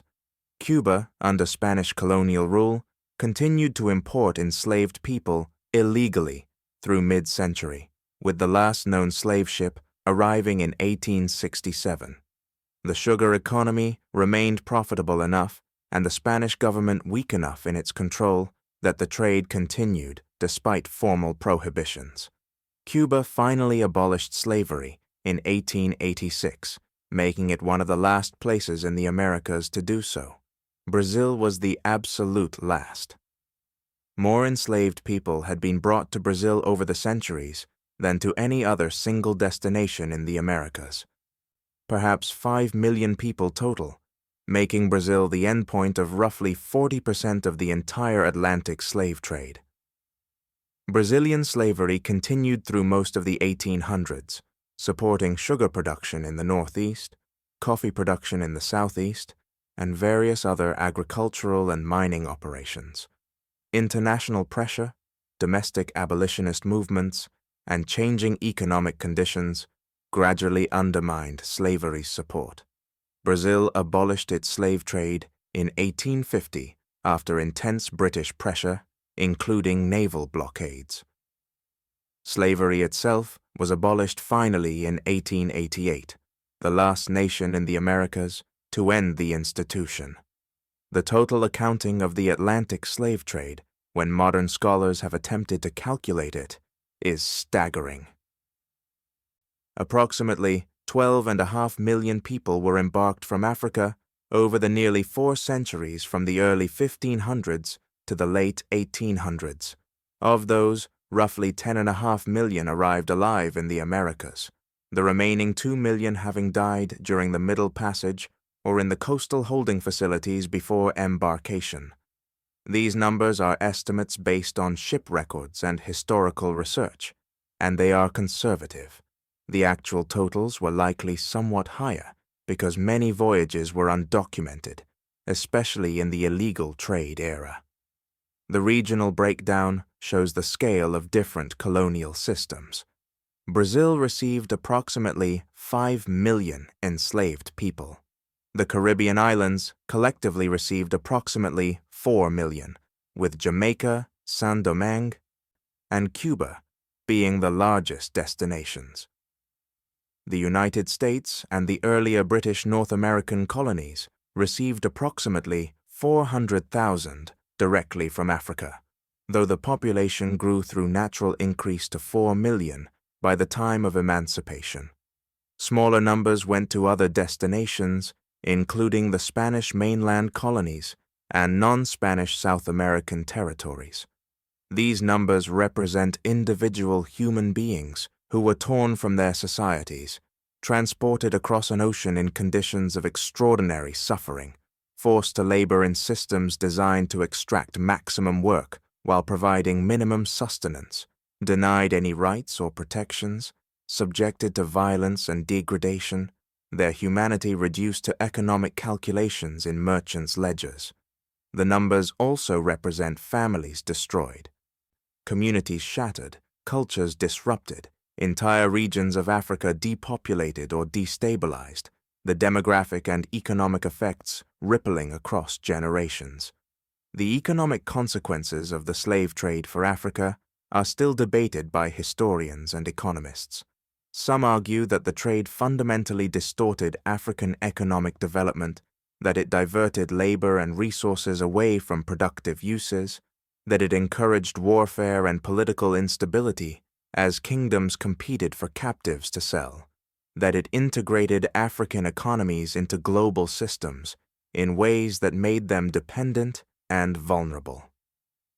Others argue that the trade's impact varied greatly by region, that some African states benefited from it, while others were devastated. That African agency in the trade should not be overlooked, even as we recognize the ultimate horror of the system. The debates continue, but there is general agreement that the effects were profound and largely negative for the African regions most heavily impacted. For the Americas, the economic legacy is similarly complex.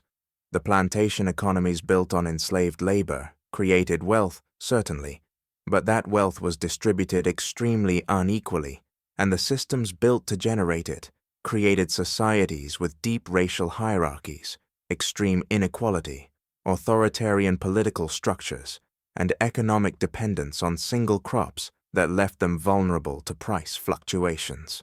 The Caribbean islands that were once the richest colonies in European empires became among the poorest regions of the Americas in the 20th century. The American South lagged economically behind the North through the 19th and 20th centuries despite its agricultural productivity. Brazil struggled with inequality and underdevelopment despite its vast resources. For Europe and North America, The wealth generated by the triangular trade contributed to capital accumulation that financed industrialization, built fortunes that were invested in new enterprises, created commercial infrastructure and expertise that persisted long after the trade itself ended. The cities that had prospered from the trade, Liverpool, Bristol, Nantes, Charleston, New Orleans, remained important commercial centers. The merchant families that had built fortunes from the trade used that wealth to enter other businesses, to purchase land, to establish themselves in respectable society. The banks that had financed slave voyages became the banks that financed railroads and factories. The insurance companies that had underwritten slave ships became the insurance companies of the modern economy. This persistence of economic advantage, this transformation of wealth, gained from slavery into wealth invested in supposedly legitimate enterprises, created what economists call path dependency. The initial advantages, the capital accumulated, the expertise developed, the institutions created, shaped subsequent development in ways that persisted for generations. The wealth inequality, both within nations and between regions of the Atlantic world, that was created or exacerbated by the slave trade did not disappear when the trade ended. It continued, transmitted across generations, through inheritance, through institutional advantages, through systems that perpetuated the initial distributions of wealth and power. The moral reckoning with this history has been slow and incomplete. In the immediate aftermath of abolition, there was self-congratulation among abolitionists and among the nations that had abolished slavery, a sense that a great moral wrong had been corrected, that justice had been achieved. But the formerly enslaved people received little tangible benefit from this justice. They were free but impoverished, denied education and land and opportunity, subjected to new forms of exploitation and control. The slave owners received compensation, but the enslaved people received nothing. The nations that had built wealth through the slave trade used that wealth to industrialize and develop, while the regions that had supplied labor and the regions that had been built on enslaved labor remained poor. Through the 20th century and into the 21st, there have been increasing calls for reckoning with this history, for acknowledgement of the horrors that occurred, for some form of restitution or reparations to the descendants of enslaved people and to the African nations most impacted by the trade. These calls have generated intense debate. What would meaningful reparations look like? Who would pay and who would receive? How could a harm that occurred over centuries be addressed hundreds of years later? What is the responsibility of nations and institutions today for actions taken by ancestors? The questions are profound and the answers are contested, but the conversation continues, the legacy of the triangular trade remaining present in contemporary political and economic debates. The merchants who kept those careful ledgers, who recorded cargo manifests and profit calculations, who tracked their investments across the Atlantic, could not have imagined this long aftermath. They saw themselves as businessmen conducting legal commerce, making rational economic decisions, building wealth for their families. They lived in a moral universe that accepted slavery, that saw no fundamental contradiction between Christian faith and human bondage, that believed racial hierarchies were natural and proper. We cannot fully understand their world or their thinking because we live in a different moral universe, one that recognizes slavery as evil, though we should acknowledge that future generations may judge us equally harshly for moral blind spots we cannot see. The decline was complete by the late 1800s. The last slave ships had crossed the Atlantic. Slavery had been abolished in the final holdout nations. The plantation economies were transitioning to wage labor or indenture or other systems. The triangular trade that had shaped the Atlantic world for so long had ended, not suddenly, but through decades of gradual transformation, the old patterns dissolving, the ships carrying different cargoes or carrying none at all, the merchant houses that had dominated the trade either adapting to new opportunities or fading into obscurity. The whole vast system that had seemed so permanent, so profitable, so essential to Atlantic commerce, becoming history, becoming memory, becoming the subject of scholars and of activists seeking to understand what had happened and why and what its legacy might be. The ledgers closing, the final voyages completing, the era of the triangular trade passing into the past, even as its consequences continued to shape the present and would continue to shape the future. The patient accounting of profits and losses, revealing in the end that the costs were far higher than the ledgers ever recorded, that the suffering cannot be calculated in pounds sterling, that the effects persist long after the commerce ceased, that history is never really past, but continues to live in the structures and the inequalities and the memories that shape the world we inhabit. The triangle dissolved, but its shadow remaining.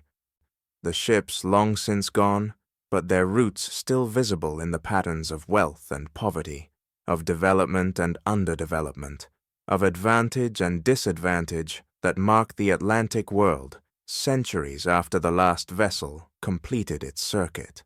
The trade has ended. The ships no longer sail their triangular circuits. The ledgers have closed, but the effects persist, visible in the physical landscape of cities that prospered from the commerce, in the economic patterns that continue to shape the Atlantic world, in the ongoing debates about responsibility and restitution, in the efforts of historians and economists to calculate what happened and what it meant and what obligations it might create for those living today. Walk through Liverpool now, in the 21st century, and you will find a city that has acknowledged its history with the slave trade, though not without difficulty and debate.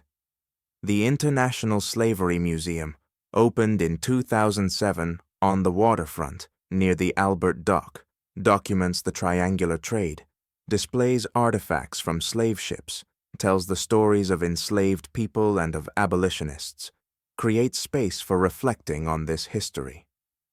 The museum's location is deliberate. These docks once unloaded sugar and tobacco carried from the Caribbean. The warehouses along the waterfront once stored the products of plantation labor. The wealth generated here built the city that stands today. The street names reveal layers of history. Penny Lane, made famous by the Beatles, was named for James Penny, an 18th century slave ship owner who testified before Parliament defending the trade. Bold Street recalls Jonas Bold, another merchant whose fortune came from triangular voyages. Dozens of other streets carry names of families enriched by the commerce, their involvement gradually forgotten by most people walking those streets today, remembered primarily by historians and by those committed to ensuring this history remains visible. The buildings themselves tell stories. The town hall, completed in 1754 with its grand neoclassical facade and elaborate interior, was funded partly through customs revenues from Atlantic trade. The older buildings along the waterfront, the Georgian townhouses where merchants lived and worked, stand as physical embodiments of the wealth that flowed through Liverpool when it dominated the slave trade. Some of these buildings now house museums or offices or shops. Their original purposes obscured, their architecture admired for its elegance, while the source of funds that built them goes unmarked unless you know the history. Bristol has engaged with its slave trade history in similar ways. The city erected a plaque acknowledging that Bristol's wealth was built significantly on the triangular trade. Colston Hall, a major concert venue named after Edward Colston, a prominent slave trader and philanthropist who donated extensively to Bristol institutions, was renamed Bristol Beacon in 2020 after years of controversy. Colston's statue, which stood in the city center for over a century, was pulled down by protesters in 2020 and thrown into Bristol Harbor during demonstrations about racial justice, creating intense debate about how to memorialize problematic historical figures who were both benefactors and participants in atrocity. The debate around monuments and memory reflects deeper questions about how societies should remember shameful aspects of their past. Should statues of slave traders be removed, erasing visible reminders of their prominence? Should they remain with contextualizing plaques that explain their involvement in the trade? Should they be moved to museums where they can be displayed as historical artifacts rather than honored figures? Different cities and different communities have reached different conclusions, the debates revealing how contested this history remains, how the legacy of the triangular trade continues to generate conflict about memory and acknowledgement. Nantes in France opened the Memorial to the Abolition of Slavery in 2012, a contemplative space along the Loire River where slave ships once departed for Africa. The memorial includes passages from the Universal Declaration of Human Rights, quotations about freedom and dignity, and detailed documentation of Nantes' involvement in the slave trade. The city conducted extensive research into its history, identifying the ships that sailed from Nantes, documenting the voyages, creating a database that scholars and descendants can access. This process of historical reckoning required confronting aspects of the city's past that had been minimized or ignored, acknowledging that Nantes' prosperity derived significantly from commerce that was also profound evil. The economic legacy of the triangular trade extends far beyond these physical remnants and memorial efforts. The banking institutions that exist today include some with direct connections to the slave trade era. Barclays Bank's predecessor institutions were involved in financing slave plantations in the Caribbean.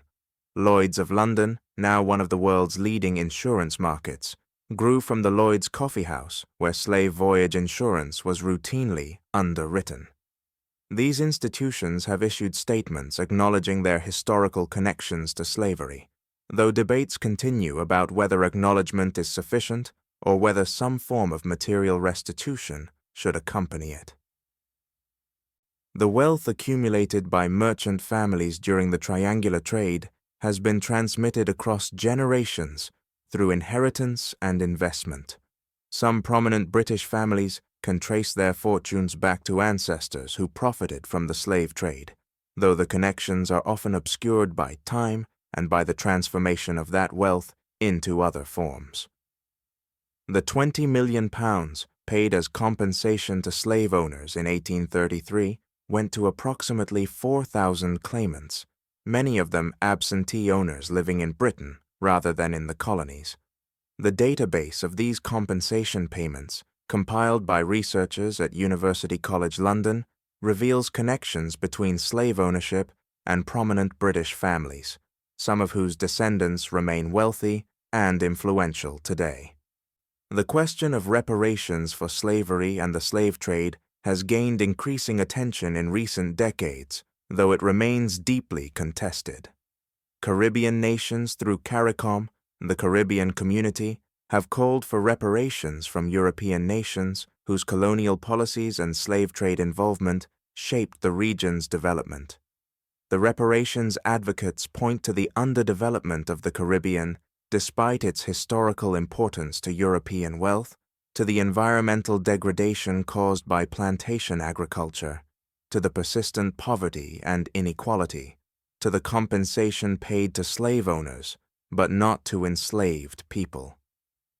They argue that historical injustice created current conditions, and that justice requires some form of material redress. The arguments against reparations include practical questions about implementation: who would pay, who would receive, how would amounts be determined, What about nations like Haiti that were not colonized through the entire period? There are also philosophical arguments about whether current generations bear responsibility for actions of ancestors, whether historical wrongs can be meaningfully addressed centuries later, whether other forms of international development assistance already address these obligations. The debate continues without resolution, though some former colonial powers have made symbolic gestures, including apologies and cultural restitution, if not financial payments. The economic research attempting to quantify the total profits from the slave trade and the total economic impact faces enormous methodological challenges. The surviving records are incomplete. Many voyages were not fully documented. The illegal trade after abolition was deliberately hidden. The indirect effects, how slave trade profits were invested, what return those investments generated, how the economic advantages compounded over generations, are even harder to trace. But scholars have attempted estimates. The total profits from the British slave trade over its entire duration might have been in the range of 60 to 100 million pounds in the currency of the time. This represented several years of British national income, an enormous sum, but small compared to the total British economy over the same period. The more significant economic impact came not from the trade itself, but from the plantation economies it supplied with labor and the industrial development that both depended on plantation goods and was financed partly with profits from Atlantic commerce. Attempting to calculate what portion of British industrialization depended on slave trade, wealth leads quickly into counterfactuals. What would have happened without the trade? Whether industrialization would have occurred anyway, whether it would have been slower or taken different forms. For Africa, the economic costs are even harder to quantify, but appear to have been severe. The regions most heavily impacted by the slave trade show persistent underdevelopment centuries later. Economic studies using modern analytical techniques suggest that the slave trade had long-run negative effects on African economic development, that the institutional damage, the demographic disruption, the encouragement of warfare and political instability created path dependencies that continued to matter long after the trade ended. The alternative history, how Africa would have developed without the slave trade, is unknowable, but the evidence suggests the trade was catastrophic for many African societies. The demographic impact was unevenly distributed. Some regions of Africa were devastated, losing substantial portions of their populations. Other regions were less affected. But overall, Africa's population growth slowed or stagnated during the slave trade centuries, while population grew rapidly in Europe and in the Americas, including among populations descended from enslaved Africans.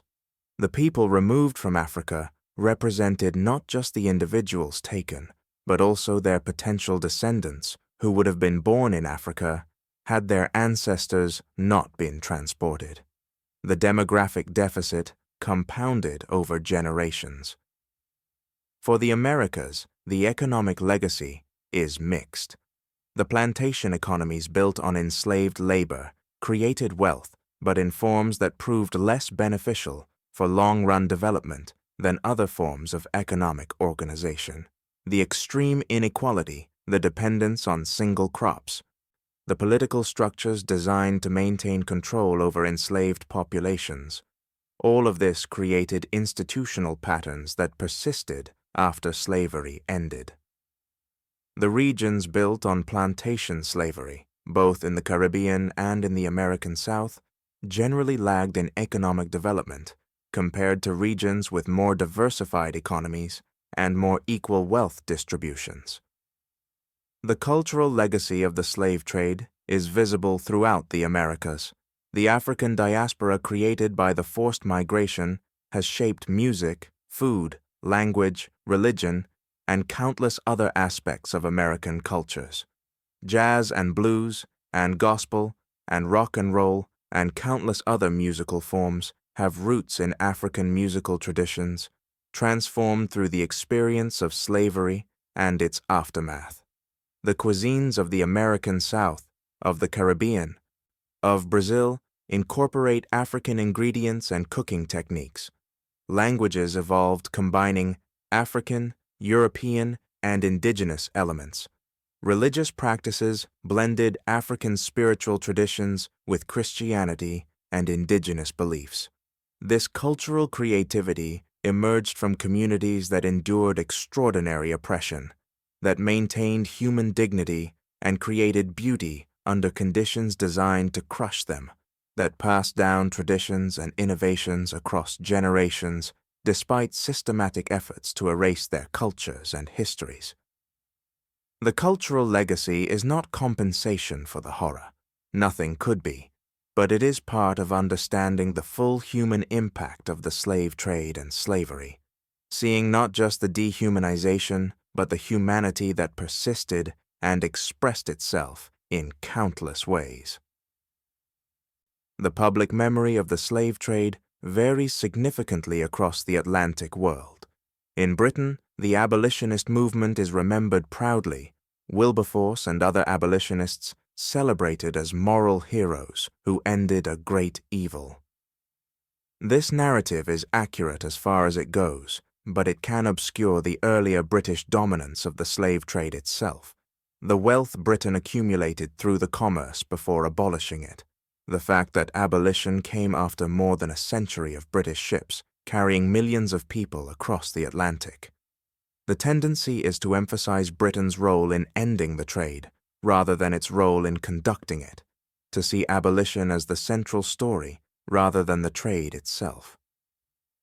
In the United States, the memory of slavery is bound up with the Civil War, with the struggle over racial equality that continued through Reconstruction and Jim Crow and the Civil Rights Movement and into the present. Slavery is understood as the nation's original sin, a fundamental contradiction between founding ideals of liberty and the reality of racial bondage, a moral and political problem that has shaped American development from the beginning and that remains unresolved in many ways. The triangular trade itself, the Atlantic dimensions of the system, receives less attention than the internal American development of slavery and its abolition.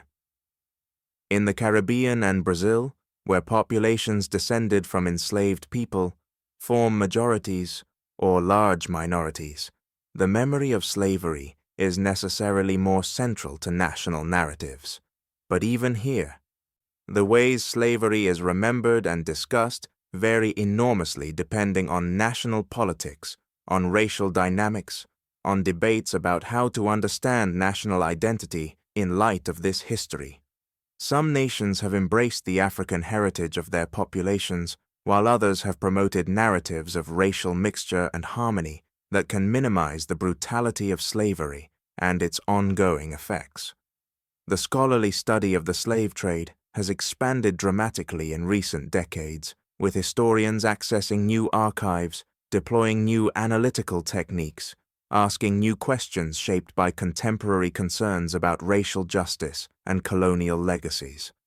The Voyages database, a collaborative scholarly project, has documented more than 36,000 slave voyages, with details about ships, routes, numbers of people transported, mortality rates, and outcomes. This database allows quantitative analysis at a scale that was impossible when historians worked from individual documents, revealing patterns and trends that deepen understanding of how the trade operated. The archaeological study of slave sites, both in Africa and in the Americas, has revealed aspects of daily life, of resistance, of cultural continuity that written records often obscure. Excavations of plantation sites have uncovered artifacts that show how enslaved people maintained African cultural practices, adapted to new environments, created communities despite the conditions imposed on them. The material culture provides evidence that complements and sometimes challenges the documentary record, offering perspectives that enslaved people themselves could not write down in societies where teaching enslaved people to read and write was often illegal. The teaching of this history in schools varies widely. Some nations and regions have made teaching about the slave trade and slavery mandatory, developing curricula that ensure young people understand this aspect of their national and regional histories. Other places treat it more superficially or controversially, with debates about how much emphasis to place on it, how to present it, whether teaching this history is divisive, or whether failing to teach it adequately perpetuates ignorance and allows injustice to persist. The pedagogical questions are also moral and political questions about what societies owe to the truth of their pasts. The routes the slave ships once sailed are now followed by container ships and cruise ships and research vessels. The Atlantic trade that once moved primarily in the triangular pattern now moves in countless directions. The ocean crossed by ships carrying goods and people for purposes the 18th century merchants could never have imagined. But the economic geography they helped create persists. The port cities they developed remain important. The trade relationships they established have evolved but not disappeared. The inequalities they created or exacerbated remain visible in development statistics, in wealth distributions, in the persistent gaps between regions and populations. The moral questions the slave trade raises remain pressing. How should societies remember and reckon with past evils? What obligations do institutions and nations have to address historical injustices? How can we honor the humanity of those who were reduced to property, whose names were often not recorded, whose stories were not written down, whose suffering generated profits recorded carefully in ledgers, while their experience went undocumented except in fragments? What does it mean to acknowledge this history beyond museums and memorials, to allow it to shape understanding of current inequalities and current injustices? These questions have no simple answers, but the effort to grapple with them, to study the history carefully, to preserve what can be preserved of the evidence, to teach it to new generations, to allow it to inform contemporary debates about justice and equality. This effort matters. The people who were transported across the Atlantic, who labored in plantation fields, who resisted and survived and created communities despite everything, deserve to be remembered not just as victims, but as human beings whose experience was part of human history, whose descendants live today, whose legacy includes both the horror of what was done to them and the resilience and creativity with which they responded. The ledgers that recorded the triangular trade are preserved in archives, the careful penmanship still legible after centuries, the columns of numbers still adding up correctly, even though the system they documented has long since ended. Those ledgers are historical documents now, evidence of how the trade operated, of the calculations merchants made, of the economic rationality that drove commerce that was also atrocity.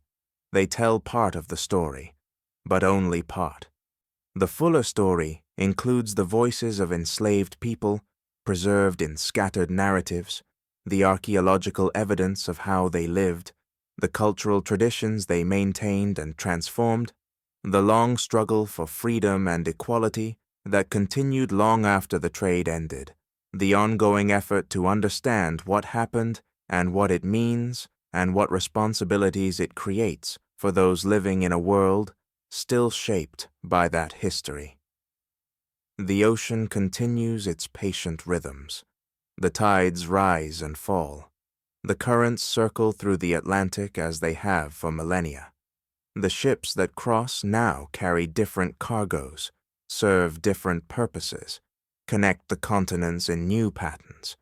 But the routes are still there, traced in the water, remembered in the cities they connected, visible in the economic structures that persist, present in the lives of millions of people whose ancestors crossed this ocean in chains, whose histories were shaped by the commerce that flowed through the Atlantic for more than 3 centuries, whose present is still connected to that past, still bearing the weight of what happened though generations removed, the legacy continuing, the conversation continuing, the effort to understand and to acknowledge and to address this history, continuing the patient work of historical reckoning that has no clear ending, that unfolds across generations, that requires each new generation to engage with what came before, to make their own judgments, to decide what this history means for them and what obligations it creates.